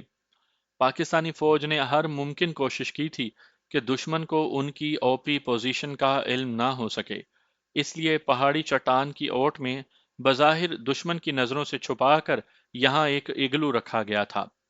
فرسٹ کمانڈوز بٹالین کے افسران نے انتہائی جنگی مہارت کا ثبوت دیتے ہوئے کسی بھی ہنگامی صورتحال میں او پی پوسٹ تک سامان حرب و ضرب پہنچانے کے لیے اپنی آبزرویشن پوسٹ کے نیچے پہاڑی ڈھلوان پر قائد پوسٹ قائم کی تھی۔ اس پوسٹ پر عام حالات میں ایک آفیسر اور 15 جوانوں کو رکھنے کی گنجائش پیدا کی گئی تھی، جن کے ساتھ کچھ سامان بھی ذخیرہ رکھا جا سکے۔ خطرناک ڈھلوانوں کے اوپری حصے پر موجود قائد او پی تک جانے کے لیے قائد پوسٹ تک کوئی راستہ نہیں تھا، صرف رسوں کی مدد سے ہی اوپر نیچے آیا جا سکتا تھا۔ پوسٹ سے او پی تک ایک وقت میں صرف ایک جوان ہی پہنچ سکتا تھا، اور اس عمل میں بھی کئی گھنٹے لگا کرتے تھے۔ بھارتیوں کو اس کمزوری کا علم تھا کہ ان دونوں کے درمیان رابطے کا واحد ذریعہ صرف رسے ہیں۔ قائد او پی بھارتیوں کے لیے لا حل مسئلہ بن چکی تھی۔ اس سے ان کے گلیشیئر پر موجود بیس کیمپوں پر فائرنگ نے ان کے دن کی نقل و حرکت کو تو ناممکن بنا دیا تھا، رات کو بھی وہ بہت خطرہ مول لینے کے بعد ہی اس علاقے میں نقل و حرکت کرتے تھے۔ بھارت کے ٹرانسپورٹ جہاز اس سے پہلے ان کی پلٹونوں کے نزدیک سامان رسد گرایا کرتے تھے، لیکن اب یہاں پر جہازوں کی ٹرانسپورٹ ممکن ہی نہیں رہی تھی، کیونکہ ان کے تمام ڈراپ زون قائد پر موجود او پی کی عقابی نظروں میں رہتے تھے، اور ان کے لیے اب اس ڈراپ زون میں گھسنا ہی پاکستانی توپ خانے نے ناممکن بنا دیا تھا۔ ایک روز بھارتیوں نے بالآخر تنگ آ کر اپنا ڈراپ زون تبدیل کر لیا۔ نئے ڈراپ زون بھارتی پوسٹوں سے بہت دور تھے، جہاں سے سامان اٹھا کر بھارتی پوسٹوں تک پہنچانا بھارتیوں کے لیے عذابناک مشقت کی حیثیت رکھتا تھا۔ یہی صورتحال سیالہ کی تھی۔ یہاں بھی بھارتی فوجیوں کے لیے راشن اور ایمونیشن لے جانے والے پورٹر اور فوجی قائد پر موجود او پی کی زد میں رہتے تھے اور ان پر انتہائی کارگر فائر گرایا جاتا تھا۔ بھارتیوں کے لیے پریشانی کی بات یہ بھی تھی کہ ابھی تک وہ اس قائد او پی کا سراغ نہیں لگا سکے تھے جہاں سے ان کے سروں پر قیامت ٹوٹا کرتی تھی۔ ان کی اب ہر ممکن کوشش یہی تھی کہ جیسے بھی ممکن ہو اس او پی پوسٹ کا سراغ لگا کر اسے تباہ کریں۔ محاذ کی تازہ ترین رپورٹ جنرل سندر جی کے سامنے دھری تھی اور وہ رات دیر گئے تک اس کا مطالعہ کرنے کے بعد اب گہری فکر میں مبتلا دکھائی دے رہا تھا۔ جنرل سندر جی کو اس بات کا علم تھا کہ پنجاب کی شورش میں اس کی فوج نے کوئی خاص نیک نامی نہیں کمائی۔ جنرل اروڑا نے سن 71 میں 7 ڈویژن فوج کے ساتھ مشرقی پاکستان پر حملہ کر کے متوقع نتائج حاصل کر لیے تھے، جبکہ 13 سال بعد سن 84 میں بھارتی فوج نے ایک مارکا مارا۔ بھارتی جرنیلوں نے 7 ڈویژن فوج اپنے ہی ملک کے 2 صوبوں پنجاب اور ہریانہ پر چڑھا دی۔ یہ فوج پاکستان سے لڑنے کے لیے نہیں بلکہ بھارتی شہریوں کو جو سکھ تھے اور گناہ صرف اپنے لیے آزاد شہری کی زندگی کا مطالبہ تھا اس کو کچلنے پر معمور کر دی۔ جنرل سندر جی کے پاس موجود محتاط ترین اندازوں کے مطابق اس جنگ میں جو بھارتی فوجیوں اور شہریوں کے درمیان لڑی گئی تھی، بھارتی فوج کے 250 سے زائد افسران سکھ دہشت پسندوں کے ہاتھوں مارے گئے۔ بھنڈراوالا کو مارنے کے لیے بھارتی فوج کے ٹینکوں کو دربار صاحب امرتسر میں داخل کرنا پڑا۔ اس صورتحال کے نتیجے میں ہندوؤں کے خلاف کبھی نہ ختم ہونے والی نفرت نے سکھوں کے دلوں میں جنم لیا۔ اس نفرت نے بالآخر بھارتی وزیر اعظم مسز اندرا گاندھی کو بھی نگل لیا اور وہ سیاچن کے ذریعے شاہراہ ریشم تک پہنچنے کا خواب اپنی آنکھوں میں سجائے پرلوک سدھار گئیں۔ مسز اندرا گاندھی اپنے ذاتی باڈی گارڈز کے ہاتھوں قتل ہوئیں تو شمال مغربی بھارت کا بڑا حصہ فرقہ وارانہ فسادات کی لپیٹ میں آ گیا۔ بھارتی جرنیلوں کو بادل نخواستہ اپنی فوج کی ایک انتہائی طاقت کو اندرونی سلامتی کے لیے معمور کرنا پڑا۔ البتہ بھارت کے تمام یعنی 11 ڈویژن اس کام پر نہیں لگائے گئے تھے۔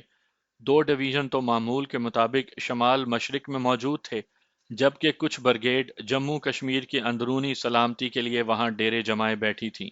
دہلی میں ان دنوں تقریباً 3 ڈویژن فوج تعینات کی گئی تھی، اور دہلی کے شہریوں نے تب یہ منظر بھی دیکھ لیا کہ وسطی ہند میں مقیم BMP-1 انفینٹری ڈویژن کی بختر بند گاڑیاں دہلی کے گلی محلوں میں شر پسندوں کا تعاقب کر رہی تھیں۔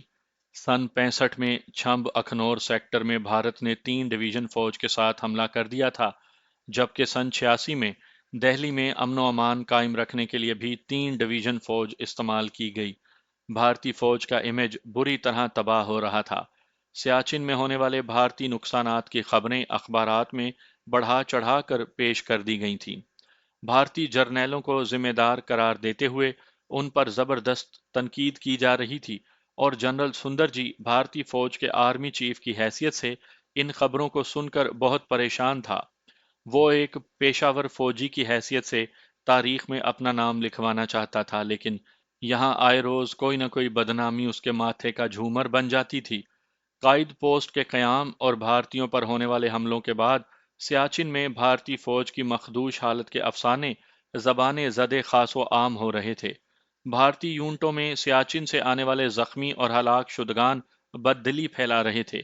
پاکستانی فوج بظاہر کم تربیت یافتہ اور پہاڑی خصوصاً برفیلے میدانوں میں جنگ کا کوئی تجربہ نہ رکھنے والی فوج جان کر بھارت نے سیاچن میں ایڈونچر کا خطرہ مول لیا تھا، لیکن یہاں تو گنگا ہی الٹی بہنے لگی تھی۔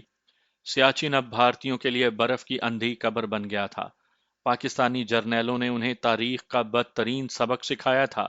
انہوں نے اس کامیابی سے لاجسٹک جنگ لڑنی شروع کی تھی کہ بھارتیوں کو چھٹی کا دودھ یاد دلا دیا۔ بھارتی فوجیوں کی اموات پاکستانیوں کی گولیوں سے کم اور موسم کی شدت سے زیادہ ہونے لگی تھی۔ پاکستانی فوج کے افسران بڑی ہوشیاری سے بھارتیوں کو ان کے برفیلے مورچوں میں قید کرنے کے بعد ان پر رسد اور رسل و رسائل کے راستے بند کر کے ان مورچوں کو ان کی قبروں میں تبدیل کرنے لگے تھے۔ ہر آنے والی لاش بھارتی فوج کے مورال کو گرا رہی تھی۔ जब भी कोई जख्मी वापस लौटता, सारी यूनिट को बददिल कर दिया करता था। भारतीय फौज के अपाहिज अलग मसला बन रहे थे। जनरल सुंदर जी को भगोड़े फौजियों की रोज बरोज बढ़ती शरह इजाफा ने परेशान करना शुरू कर दिया। इन हालात में उसने इंतहाई खतरनाक फैसला कर लिया। अभी तक ये फैसला उसके जहन में ही महफूज था, लेकिन जल्द ही वो वजीर आजम और वजीर दिफा को एतमाद में लेकर उस पर अमल करने जा रहा था। सन 86-87 के मौसम सरमा में भारतीय फौज ने अपनी 3 साला मशकें करना थी। जनरल सुंदर जी ने एक मंसूबा बनाने के बाद उन मशकों को एक्सरसाइज ब्रेस्ट ट्रैक्स का नाम दिया। जनरल सुंदर जी का मकसद उन मशकों के जरिए पाकिस्तान पर दबाव बढ़ाना और एक सतह पर उसे इश्ताल दिलाकर जंग करने के लिए मजबूर करना था। उसके अमरीकियों के मुताबिक ऑपरेशन और देखभाल मेंटेनेंस के तौर पर उन मशकों का आगाज किया था। जनरल सुंदर जी को इस खतरनाक एडवेंचर के लिए उकसाने में बुनियादी किरदार भारतीय इंटेलिजेंस एजेंसी रा का था। गो के पाकिस्तान के खिलाफ निज़ाम जासूसी और दहशत गर्दी को मुनज़्ज़म करने में भारत की दो और एजेंसियां army directorate of military intelligence (DMI) और बीएसएफ बॉर्डर सिक्योरिटी फोर्स ज़्यादा अहम किरदार अदा करती हैं, जबकि रा उन दोनों से ज़्यादा अहमियत इख्तियार कर चुकी है, क्योंकि ये दोनों एजेंसियां रा की तरह पाकिस्तान से मुतल्लिक तफसीली मालूमात नहीं रखती और ना ही पाकिस्तान के अंदर उनका नेटवर्क रा के मुकाबले में कोई अहमियत रखता है। कुछ अरसे से रा अपने वजीर आजम राजीव गांधी पर जोर दे रही थी कि वो पाकिस्तान की पंजाब में मुदाखलत और मिसिज इंदिरा गांधी के कत्ल का बदला लेने के लिए, जिसका पाकिस्तान से कोई ताल्लुक भी नहीं था, पाकिस्तान पर खसूसन सिंध पर हमला करे। रा का ख्याल था कि दोनों मामलात में पाकिस्तान मुलविस है। अक्टूबर सन 1986 में राजघाट पर राजीव गांधी और दूसरे सियासी लीडरों को सिख इंतहा पसंदों की तरफ से कत्ल करने की साजिश में भी रा ने पाकिस्तान को मुलविस कर दिया। भारतीय वजीर दिफा अरुण नेहरू की मुकम्मल हिमायत रा को हासिल थी और वो खुद इस नजरिए का प्रचारक था कि पाकिस्तान की तरफ से मुमकिन खतरात के खात्मे के लिए पाकिस्तान ही को तबाह कर दिया जाए। उसके बाद चीन के जेर कब्जा भारतीय इलाके आज़ाद करवाए जाएं। उसकी सोच पर ईरान के बदकिस्मत शहनशाह शाह ईरान जैसी थी। वो भी यही चाहता था कि भारतीय बहरिया को बहरे हिंद पर मुकम्मल कमांड हासिल हो जाए।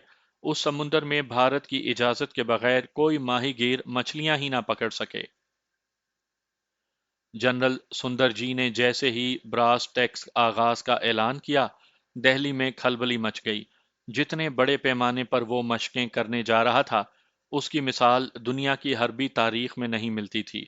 नेटो ने अपनी सबसे बड़ी जंगी मशक में 1,20,000 फौजियों को शामिल किया था, जबकि जनरल सुंदर जी 6 डिवीजन और 2 कोरों के साथ, जिनकी नफरी 3 लाख से ज्यादा बनती थी, जंगी मशकें करने जा रहा था। रा ने उस तक ये खबर पहुंचाकर उसे मजीद मुतहर्रिक कर दिया कि पाकिस्तान 26 जनवरी सन 87 को पंजाब के शोरिश पसंदों की मदद करने के लिए पंजाब पर हमला आवर होगा और खालिस्तान का ऐलान कर दिया जाएगा। ब्रास टैग के मकासद बताने से दिसंबर 86 के आखिर तक जनरल सुंदर जी इनकार करता रहा। उसने पाकिस्तान की तरफ से वजाहत तलब करने का भी कोई नोटिस न लिया। दिसंबर के आखिर में जब उसकी तरफ से ऐलान हुआ कि पाकिस्तान भारत पर हमला करने वाला है, तो पाकिस्तानी जीएचक्यू होशियार हो गया। पाकिस्तान किसी भी हिंदू जर्नैल की तरफ से इस ऐलान का मकसद समझता था। अपनी चाणक्याई ज़हनियत के मुताबिक जनरल सुंदर जी पाकिस्तान के हमले का हवा खड़ा करके दरअसल पाकिस्तान पर हमला आवर होना चाहता था।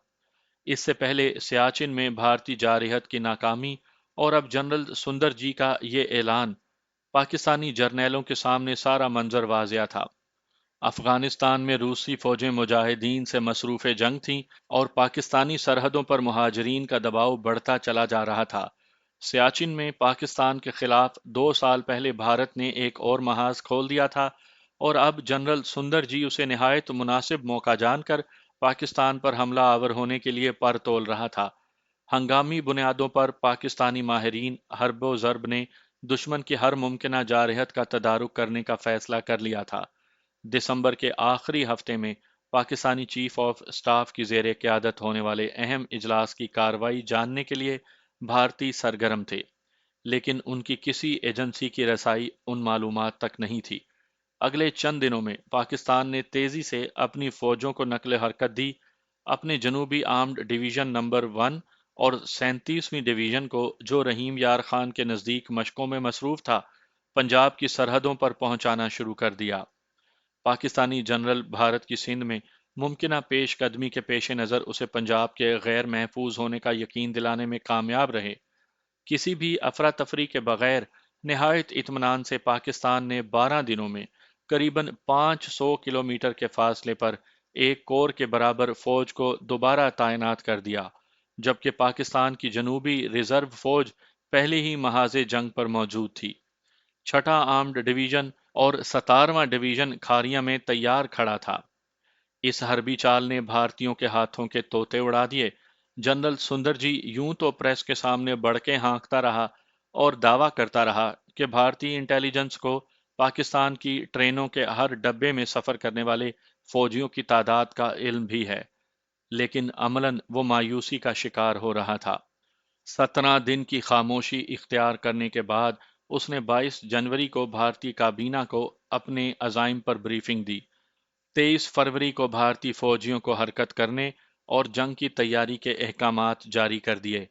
فوجوں کی نقل و حرکت کے معاملات خفیہ رکھے گئے۔ جنرل سندر جی پہلے ہی براس ٹیک کے بہانے بھارتی فوج کا قریباً سارا مال و اسباب ممکنہ میدان جنگ تک پہنچا چکا تھا۔ اب اس نے ہیڈ کوارٹر 3 کور اور 57ویں ڈویژن کو شمال مشرق سے پنجاب کی طرف، ایک اور ڈویژن کو میرٹھ سے پنجاب کے شہر گورداسپور کی طرف، 21ویں ڈویژن کو رانچی سے امرتسر کی طرف، 22ویں ڈویژن کو بیکانیر سے فیروز پور کی طرف، 5ویں منتشر ڈویژن کو سکندرآباد اور حیدرآباد سے راجستھان کی طرف بڑھنے کا حکم دیا۔ اس نے ایک اور ڈویژن کو متحرک رکھا کیونکہ صورتحال بڑی خطرناک تھی۔ پنجاب میں فاضلکا، ابوہر گرداسپور اور پٹھان کوٹ کے محاذ پر دونوں ممالک کی فوجیں ایک دوسرے کے آمنے سامنے مورچہ بند ہو چکی تھیں۔ بھارتی اس خوف سے لرزائے بر اندام تھے کہ پاکستانی اس محاذ پر حملے میں پہل کرتے ہوئے پٹھان کوٹ کی پٹی کاٹ کر مقبوضہ کشمیر کو بھارت سے الگ کر دیں گے اور تیزی سے ایک سرپرائز دے کر پنجاب میں گھس جائیں گے، جہاں سکھ حریت پسند ان کے استقبال کی تیاریاں کر رہے تھے۔ بھارتیوں کو روس کی طرف سے روسی سیٹلائٹ کی مکمل سہولت حاصل تھی اور پاکستانی نقل و حرکت کی تصاویر ان تک بآسانی پہنچ رہی تھیں۔ مگ 25 اور بھارتی اسکواڈن 105 کے لیے روس نے وافر مقدار میں پیٹرول بھارتی فضائیہ کو پہنچا دیا تھا۔ بھارتی فضائیہ کے فاکس بیٹ مگ 25 رو بحرکت تھے۔ فضائیہ کے ایڈوانس امدادی یونٹ متحرک ہو چکے تھے اور بھارتی نیوی نے پاکستانی سمندروں کے نزدیک پوزیشنیں سنبھال لی تھیں۔ بھارتی شرارتی منصوبہ بالکل تیار تھا۔ بھارتی جرنیل اپنے وزیر دفاع ارون نہرو، اندرا گاندھی کے سپوت بھارتی وزیر اعظم مسٹر راجیو گاندھی اور راہ کی پشت پناہی سے پاکستانیوں کو اشتعال دلا کر ایک محدود جنگ کا آغاز کرتے ہوئے اپنے اصل منصوبے آپریشن ٹرائیڈنٹ پر عمل کرنے کے لیے پر تول رہا تھا۔ بھارتیوں کا منصوبہ تھا کہ پاکستان کی داخلی صورتحال کے نتیجے میں پائی جانے والی کیفیت کو اپنے حق میں استعمال کرتے ہوئے پاکستان کے ساتھ جھگڑا کیا جائے اور سندر جی کے خفیہ منصوبے ٹرائیڈنٹ یعنی ترشول پر عمل کرتے ہوئے فروری 87 کو صبح 4:30 بجے پہلے گلگت پھر سکردو پر حملہ کر کے یہاں قبضہ کر لیا جائے۔ اس منصوبے میں سیاچن میں موجود بھارتی فوجوں نے اہم کردار ادا کرنا تھا۔ جنرل سندر جی احمقوں کی جنت میں رہنے والا بھارتی جرنیل یہ سمجھ رہا تھا کہ 2 ہفتوں میں پاکستانیوں کو گھٹنے ٹیکنے پر مجبور کر دے گا اور شمالی علاقہ جات میں بھارتی فوجیں قابض ہو جائیں گی۔ اگر تو پاکستان جنگ کو محدود یعنی شمالی علاقہ جات تک رکھنے پر تیار ہوتا تو سبحان اللہ، اور اگر پاکستان اس جارحیت کے جواب میں پنجاب پر حملہ آور ہو جائے تو جنرل سندر جی اپنے اصل منصوبے یعنی بریس ٹریکس پر عمل شروع کر دیں، جو بنیادی طور پر ایک عظیم حربی منصوبہ تھا۔ اس منصوبے کے مطابق شمالی علاقہ جات پر حملہ کر کے پاکستان کو سندھ میں فوجی طاقت کمزور کر کے دوسرے محاذوں پر مضبوط کرنا پڑتی اور بھارتی فوجیں اس کمزوری کا فائدہ اٹھا کر سندھ میں گھس جاتی۔ جنرل سندر جی نے اپنے وزیر اعظم کو بتایا تھا کہ وہ 3 دنوں میں میر پور خاص اور پھر 7 دنوں میں حیدرآباد پر قبضہ کر لے گا۔ اس دوران بھارتی نیوی کراچی کی طرف بڑھتی اور بھارتی سور میں سندھ کو پاکستان سے کاٹ کر الگ کر دیتے۔ یہ تھے وہ خواب جو احمق بھارتی جرنیل دیکھ رہے تھے، لیکن وہ نہیں جانتے تھے کہ ان کا واسطہ کس فوج سے آن پڑا ہے۔ سیاچن میں اپنی جارحیت سے انہوں نے سبق سیکھنے کے بجائے اب سیاچن ہی نہیں، تمام شمالی علاقہ جات پر قبضے کا گھناؤنا منصوبہ بنایا تھا۔ بھارتی فوج کے کل 35 ڈویژن تھے، ایک عارضی بختر بند بند ڈویژن اس کے علاوہ ہے۔ اس طرح سے کل 36 ڈویژن بھارت کے پاس موجود ہیں۔ ان میں سے 9 ڈویژن، جن میں 23واں ڈویژن بھی شامل ہے، عام طور پر بھارت کے مشرق میں رکھے جاتے ہیں۔ باقی میں سے 2 کو چھوڑ کر سب جنوری 82 تک مغرب میں پہنچا دیے گئے۔ البتہ آخری ڈویژن نمبر 9 میسور میں رہا، جہاں سے اسے تیزی سے محاذ جنگ پر لایا جا سکتا تھا۔ براس ٹیک اور اس سے مربوط دوسری مشقوں میں 12 ڈویژن اور ایک فضائی حملہ آور ڈویژن نے حصہ لیا تھا، اور قریباً 8 ڈویژن فوج کے ساتھ پاکستان پر حملے کی مشق کی جا رہی تھی۔ شمال کی طرف بٹھنڈا سے 10ویں کور کو اس میں شامل ہونا تھا، جبکہ بھوج کی طرف سے 5ویں کور، جسے ساؤتھ کور کمانڈ کہا جاتا ہے، اس نے متحرک ہونا تھا۔ اس طرح بھارت کی قریباً 13 ڈویژن فوج فاضلکا محاذ کے گرد منڈلانے لگی تھی، جبکہ بھارتی اسے محض 2 کور اور 6 ڈویژن بتا رہے تھے۔ البتہ یہ احساس بھارتی ہیڈ کوارٹر میں پایا جاتا تھا کہ وہ پاکستان کو اس مسئلے پر بے وقوف نہیں بنا سکے۔ یہ 1939 کے بعد دنیا کا سب سے بڑا فوجی اجتماع تھا۔ ناروے سے ترکی تک ناٹو کی مشقوں میں 1,20,000 فوجی حصہ لیتے ہیں، جبکہ بھارت 5 لاکھ فوج کے ساتھ جنگی مشق کرنے جا رہا تھا۔ جنرل سندر جی کو اب انتظار تھا کہ پاکستان کی طرف سے حملہ ہو اور وہ اپنے اصلی منصوبے ٹرائی ڈنٹ پر عمل کرے، لیکن پاکستان نے دیکھو اور انتظار کرو کی بہترین پالیسی اپنا کر بھارتی جرنیلوں کو ایسا اعصاب شکن جھٹکا دیا جس نے سارے بھارت کو بوکھلا کر رکھ دیا۔ دراصل اس ساری مشق کی بنیاد را کی وہ اطلاع تھی جس کے مطابق پاکستان نے پنجاب کے خالصتانی حریت پسندوں کی مدد کرنے کے لیے 27 جنوری سن 1987 کو امرتسر پر حملہ کرنا تھا۔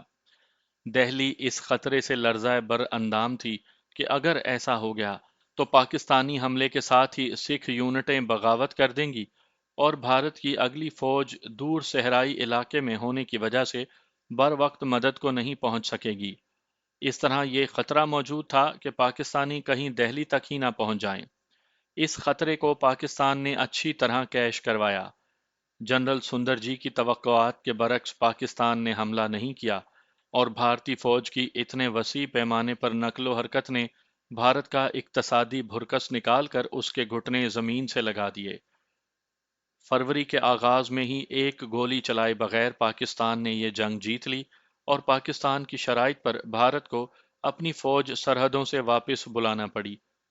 پہلے ہی مرحلے پر بختر بن ڈویژن نمبر 1 اور 24ویں ڈویژن کو ایک انفینٹری ڈویژن کے ساتھ شمال کی طرف روانگی کا حکم ملنے سے اس مشق کی افادیت ہی ختم ہو گئی۔ اخنور اور پٹھان کوٹ پر بھارتی فوجی اجتماع کرنا پڑا، اور اس سب کے عوض پاکستان نے صرف ہیڈ مرالا اور نارووال سے اپنے پیدل دستے واپس بلا لیے۔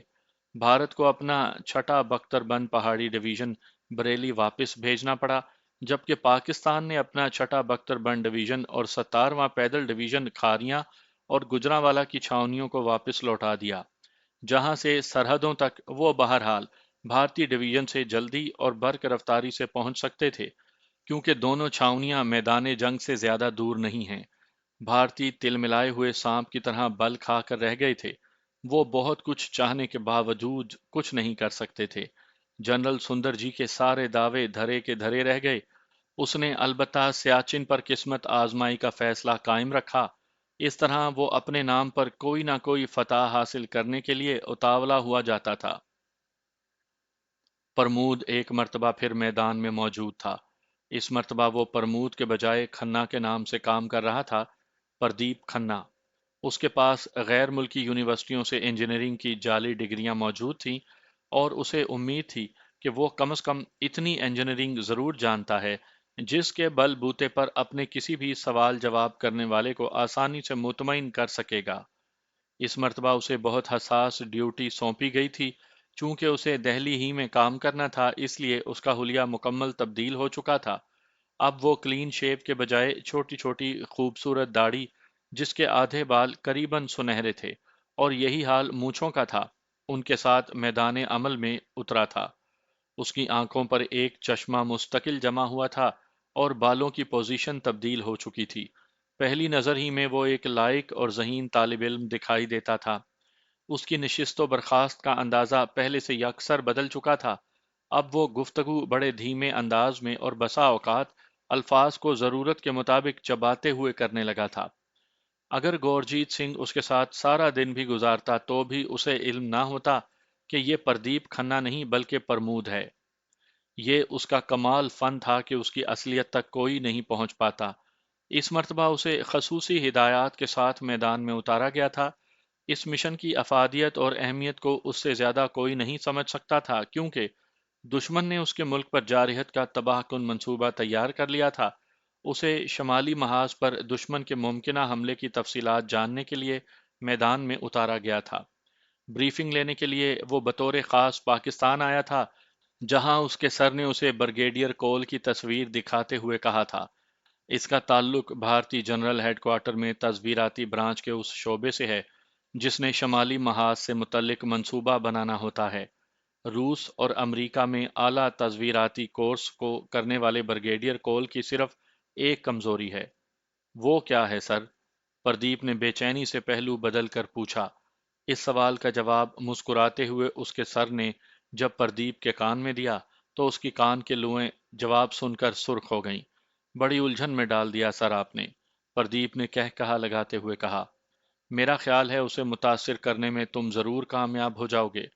قدرت نے تمہیں خوب سیرت ہی نہیں خوبصورت بھی بنایا ہے۔ سر نے بڑے تیقن سے اس کی طرف دیکھتے ہوئے کہا تھا۔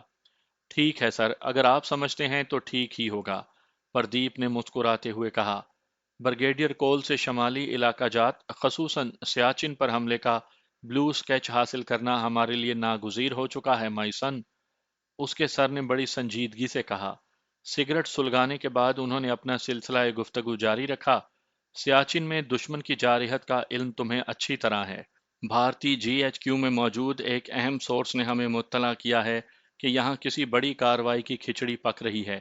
بھارتی فوجیوں کا سرحدی اجتماع صرف معمول کی جنگی مشق نہیں، اس مرتبہ خلاف توقع ان لوگوں نے شمالی علاقہ جات کو اپنے حملے کے لیے منتخب کیا ہے، اور میرے بیٹے تم نے منصوبے کی جزیات پاکستان آرمی تک پہنچانی ہیں۔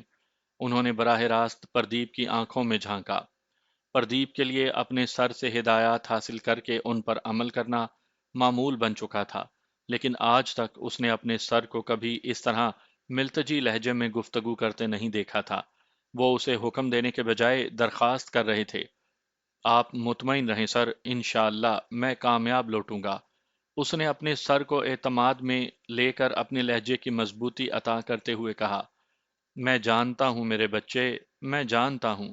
میں نے ہائی کمان کو بڑے اعتماد کے ساتھ کہا ہے کہ ہم ان کی توقعات پر پورا اتریں گے۔ سر سر نے یہ کہتے ہوئے ایک بڑا اور بند لفافہ اس کی طرف بڑھا دیا۔ اس میں بریگیڈیئر کول سے متعلق تمام دستیاب معلومات موجود ہیں۔ اس کا خاندانی پس منظر ابتدا سے آج تک کی زندگی، شادی، گھر بار اور سب کچھ جو بھی حاصل ہو سکا۔ تم اپنے کمرے میں چلے جاؤ۔ اگلے 2 گھنٹے یہ لفافہ تمہارے پاس رہے گا۔ تمام تفصیلات حفظ کر لو، اپنے دماغ پر نقش کر لو، اور آج رات ہی روانگی کے لیے تیار ہو جاؤ۔ مجھے افسوس ہے اس مرتبہ تمہیں اپنے گھر والوں سے ملنے کا موقع بھی نہیں مل سکا۔ یوں بھی تم 3 4 ماہ بھارت میں مستقل قیام کے بعد واپس لوٹے ہو، لیکن مائی ڈیئر سن، تم جانتے ہو کسی نہ کسی کو تو بہت سی قربانیوں کے علاوہ اپنے جذبات کی قربانی بھی دینا ہی پڑتی ہے۔ سر نے بظاہر متاسف لہجے میں کہا۔ نو سر، آپ ایسا نہ سوچئے۔ اگر ہم جیسے لوگ بھی اپنے گھروں کے ہو کر رہ گئے تو اس ملک کے لاکھوں کروڑوں گھروں میں رہنے والوں کا کیا ہوگا؟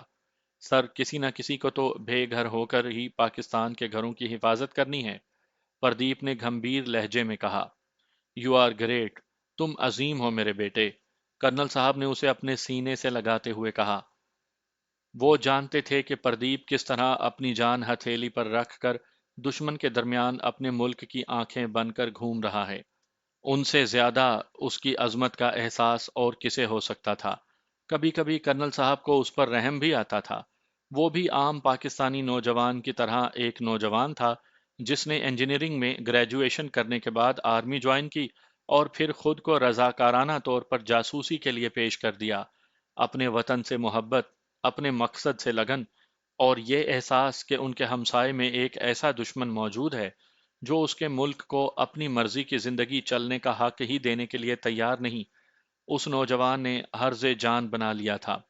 ایک پولیس آفیسر کا بیٹا ہونے کے ناطے اسے شاید وراثت میں تجسس منتقل ہوا تھا۔ اس نے پہلے 2-3 مشن ہی کر کے خود کو ایک بہترین ایجنٹ کی حیثیت سے منوا لیا تھا۔ آج سے 1.5-2 سال پہلے جب اس نے گورجیت سے پرائم منسٹر ہاؤس میں ہونے والی میٹنگ کے اہم شرکاء کی تفصیل حاصل کی تھی، اسے اس بات کا احساس بھی نہیں ہوا تھا کہ اس نے کتنا بڑا کارنامہ انجام دیا ہے۔ اب اسے قریباً 2 سال کے بعد دہلی ہی میں جانا تھا۔ اپنے کمرے میں پہنچ کر اس نے فائل کی ورق گردانی شروع کی جو بریگیڈیئر کول سے متعلق ممکنہ اطلاعات پر مشتمل تھی، اور لفافے سے وہ فوٹوگراف نکال کر دیکھنے لگا جس کے ذریعے بریگیڈیئر اور اس کے گھر والوں کا تعارف کروایا گیا تھا۔ بریگیڈیئر کول کی ایک ہی بیٹی رادھیکا کول تھی۔ پردیپ کی نظریں اس کی تصویر پر جم کر رہ گئیں۔ رادھیکا نے مغربی لباس پہنا ہوا تھا۔ وہ دہلی کی مقامی انجینئرنگ یونیورسٹی سے آرکیٹیکچر کی ڈگری حاصل کر رہی تھی اور فائنل ایئر کی طالب علم تھی۔ ہم پردیپ نے اس کی تصویر کو غور سے دیکھنے کے بعد ایک لمبا سانس لیا اور دل ہی دل میں مسکرا دیا۔ اس نے رادھیکا کو پائیدان بنا کر بریگیڈیئر کول کے گھر میں داخل ہونے کا منصوبہ فی الوقت ترتیب دے دیا تھا، اور دل ہی دل میں اس سے متعلق پلاننگ بھی کر لی تھی۔ اس کی کوئی پلاننگ مستقل نہیں ہوتی تھی، اور یہی اس کی کامیابی کی بنیاد بھی تھی۔ وہ حالات اور واقعات کے مطابق ہی کوئی منصوبہ تیار کرتا تھا، اور حالات اور واقعات کے ساتھ ہی اسے تبدیل یا ختم بھی کر دیا کرتا تھا۔ اس فائل میں موجود تمام تفصیلات اس کے ذہن پر نقش ہو چکی تھی۔ اس نے کمال کا حافظہ پایا تھا۔ اب وہ بریگیڈیئر کول اور اس کی بیٹی کو ہزاروں لوگوں کے ہجوم میں آسانی سے شناخت کر سکتا تھا۔ 2 گھنٹے گزرنے کا احساس بھی نہ ہوا جب آہستگی سے اس کے کمرے کا دروازہ کھلا اور کرنل صاحب مسکراتے ہوئے چہرے سے اندر داخل ہوئے۔ امید ہے تمہیں اپنے مطلب کی چیزیں مل گئی ہوں گی، انہوں نے پردیپ کی طرف مسکراہٹ اچھالی۔ یس سر، پردیپ ان کی بات کا مطلب سمجھ کر مسکرا دیا۔ رادھیکا کول نے اپنی ابتدائی تعلیم کانوینٹ میں حاصل کی ہے۔ اس کی ساری تعلیم دہلی میں مکمل ہوئی ہے۔ اسے بھی اپنی ماں کی طرح اپنے باپ کی عادت خبیثہ کا علم ہے، لیکن اس گھرانے کے جدید تہذیب کا رسیا ہونے کی وجہ سے وہ لوگ اس کا برا بھی نہیں مانتے۔ بریگیڈیئر کول کی بیوی بھی بڑی سوشل خاتون ہے، اور رادھیکا سے متعلق بھی یہی باور کیا جاتا ہے۔ ہمارے پاس دہلی کے مقامی ڈسکو میں اس کی تصویریں بھی موجود ہیں۔ عموماً دونوں ماں بیٹی اکٹھی سوشل تقاریب میں جاتی ہیں، لیکن یہ ضروری بھی نہیں۔ گزشتہ دنوں کسی محفل میں دونوں کی آپس میں تلخ کلامی بھی ہو گئی تھی۔ مسز کول جب پینے پر آئے تو اٹھنے کا نام نہیں لیتی، اور رادھیکا کو اپنی ماں کی بلا کی شراب نوشی پسند نہیں۔ کرنل صاحب نے اسے کول خاندان سے متعلق آف دی ریکارڈ معلومات بھی بہم پہنچا دیں۔ ان کا ہوم ورک مکمل، بہترین اور قابل تحسین تھا۔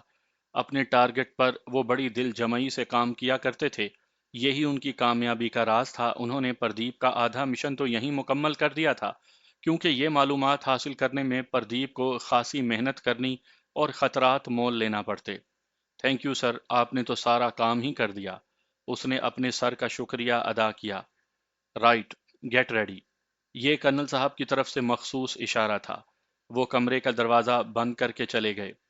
پردیپ نے کمرے کے دروازے کو لاک کیا، اپنے کپڑوں کا جائزہ لیا، اور چند روز پہلے ہی بھارت سے اپنے لیے خریدا ہوا ریڈی میڈ سوٹ پہن کر باہر نکل آیا۔ مقامی طرز کا کرتا پاجامہ پہننے کے بعد اس کی شناخت بالکل ناممکن ہو کر رہ گئی تھی۔ شام ڈھل رہی تھی جب وہ اپنے مختصر سے تھیلے کے ساتھ کمرے سے کچھ فاصلے پر کھڑی جیپ میں سوار ہو گیا۔ جیپ کرنل صاحب خود چلاتے ہوئے سرحدی علاقے کے ایک ریسٹ ہاؤس تک آئے تھے، جہاں سے اسے مقامی پوسٹ والوں نے وصول کیا، اور اس رات آسانی سے پردیپ سرحد عبور کر کے بھارت پہنچ گیا۔ جہاں کی کوئی شے اب اس کے لیے اجنبی نہیں رہی تھی۔ دہلی کے اس ماڈرن علاقے میں اسے فلیٹ تو کرائے پر مل گیا، لیکن یہاں کا کرایہ ممبئی سے کچھ زیادہ تھا۔ اسے یہاں کے چپے چپے سے آشنائی تھی، اس لیے قیام میں کوئی دشواری پیش نہیں آئی۔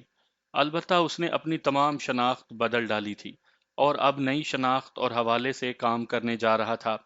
کینٹونمنٹ ایریا کے پار گراؤنڈ کے ایک کونے میں بنے ہوئے ان فلیٹوں کا انتخاب اس نے خوب سمجھ کر کیا تھا، کیونکہ اس گراؤنڈ کے شمالی جانب جو خوبصورت بنگلے دکھائی دے رہے تھے ان کے عقب میں بریگیڈیئر کول کی رہائش تھی، اور کرنل صاحب نے اسے بتایا تھا کہ بریگیڈیئر صاحب سیر کرنے کے لیے صبح یہاں کا چکر ضرور لگاتے ہیں۔ اس دوران ان کی صاحبزادی بھی ان کے ہمراہ ہوتی ہیں۔ صبح وہ اپنے فلیٹ کی کھڑکی میں اپنی دوربین کے ساتھ موجود تھا۔ 15 منٹ کے اعصاب شکن انتظار کے بعد بالآخر اسے باپ بیٹی سڑک کے ایک کونے سے برآمد ہو کر گیٹ سے گراؤنڈ میں داخل ہوتے دکھائی دیے۔ دونوں تیز تیز چلتے گراؤنڈ کی طرف آتے ہوئے آپس میں باتیں بھی کرتے جا رہے تھے، اور گراؤنڈ میں داخل ہوتے ہی انہوں نے جاگنگ شروع کر دی۔ پردیپ نے نوٹ کیا کہ دونوں باپ بیٹی الگ الگ چکر میں بھاگ رہے تھے۔ یہ اس کے لیے بڑی خوشائن بات تھی۔ قریباً آدھا گھنٹہ یہاں گزارنے کے بعد وہ جس طرح آئے تھے اسی طرح واپس لوٹ گئے، اور پردیپ نے اپنے کمرے میں موجود ٹی وی کا سوئچ آن کر دیا۔ اپنا ناشتہ خود ہی تیار کر کے کھانے کے بعد وہ اپنے کمرے سے باہر آ گیا۔ اب اس نے پیدل ہی اس علاقے کا سروے کرنے کا فیصلہ کیا تھا۔ یہ علاقہ تو اس کے لیے نیا نہیں تھا، اس سے پہلے بھی وہ 2 3 مرتبہ اس طرف آ چکا تھا۔ یہاں کی آبادی سے اس کا تعارف نہیں ہوا تھا، البتہ یہ بات وہ جانتا تھا کہ یہاں بھارتی افواج کے اعلیٰ افسران کے بنگلے زیادہ ہیں۔ باقی بنگلوں میں بھی سرکاری افسران ہی رہتے تھے جن کا تعلق ڈیفنس سروسز ہی سے تھا۔ اگلے روز وہ دونوں باپ بیٹی کی آمد سے پہلے ہی گراؤنڈ میں ٹریک سوٹ پہنے جاگنگ کر رہا تھا۔ دونوں کو اندر داخل ہوتا دیکھ کر اس نے پہلے سے تیار کردہ منصوبے کے مطابق پوزیشن سنبھال لی۔ آج بھی رادھیکا کول کل والے راستے کی طرف بنے ٹریک پر اپنے باپ سے علیحدہ بھاگتے ہوئے چکر لگا رہی تھی۔ ابھی اس نے دوسرا چکر مکمل ہی کیا تھا کہ جب اس کی مخالف سمت سے اچانک ایک درخت کے عقب سے پردیپ نمودار ہوا، اور وہ رادھیکا سے اس طرح ٹکرایا تھا کہ خود اسے بھی یقین نہیں آ رہا تھا کہ ڈرامہ اتنی زیادہ حقیقت اختیار کر جائے گا۔ رادھیکا تو تھوڑا سا ڈگمگا کر سنبھل گئی تھی، لیکن پردیپ کی کلا بازی لگی اور وہ رادھیکا کے بائیں طرف والی ڈھلوان سے پھیل کر پختہ راستے پر منہ کے بل گرا، جس سے اس کی ناک پر چوٹ آئی اور باقاعدہ خون بہنے لگا۔ اس کی اینک ایک طرف گری ہوئی تھی اور وہ خود اٹھنے کی کوشش کر رہا تھا۔ اس بات کا احساس اسے ابھی تک نہیں تھا کہ اس کے ناک سے خون بھی بہنے لگا ہے، البتہ یہ جان چکا تھا کہ اس نے اندازے سے کچھ زیادہ ہی لمبی چھلانگ لگا دی تھی۔ رادھیکا اس اچانک حادثے سے چند لمحوں کے لیے تو بوکھلا ہی گئی تھی، لیکن پھر وہ سنبھل گئی۔ اس کے نزدیک ایک خوبصورت اور شکل سے مہذب دکھائی دینے والا نوجوان منہ کے بل گرنے کے بعد اٹھ کر اپنی اینک تلاش کر رہا تھا۔ رادھیکا کو افسوس ہوا۔ آئی ایم سوری، اس نے پردیپ کے نزدیک پہنچ کر زمین پر گری اس کی اینک اس کی طرف بڑھاتے ہوئے کہا، کوئی بات نہیں، شاید غلطی میری ہی ہے۔ آدمی کو ایک وقت میں ایک ہی کام کرنا چاہیے۔ اس نے اینک اپنی ناک پر جماتے ہوئے کہا، کیا مطلب؟ رادھیکا کو نہ جانے کیوں اس میں دلچسپی سی محسوس ہونے لگی تھی۔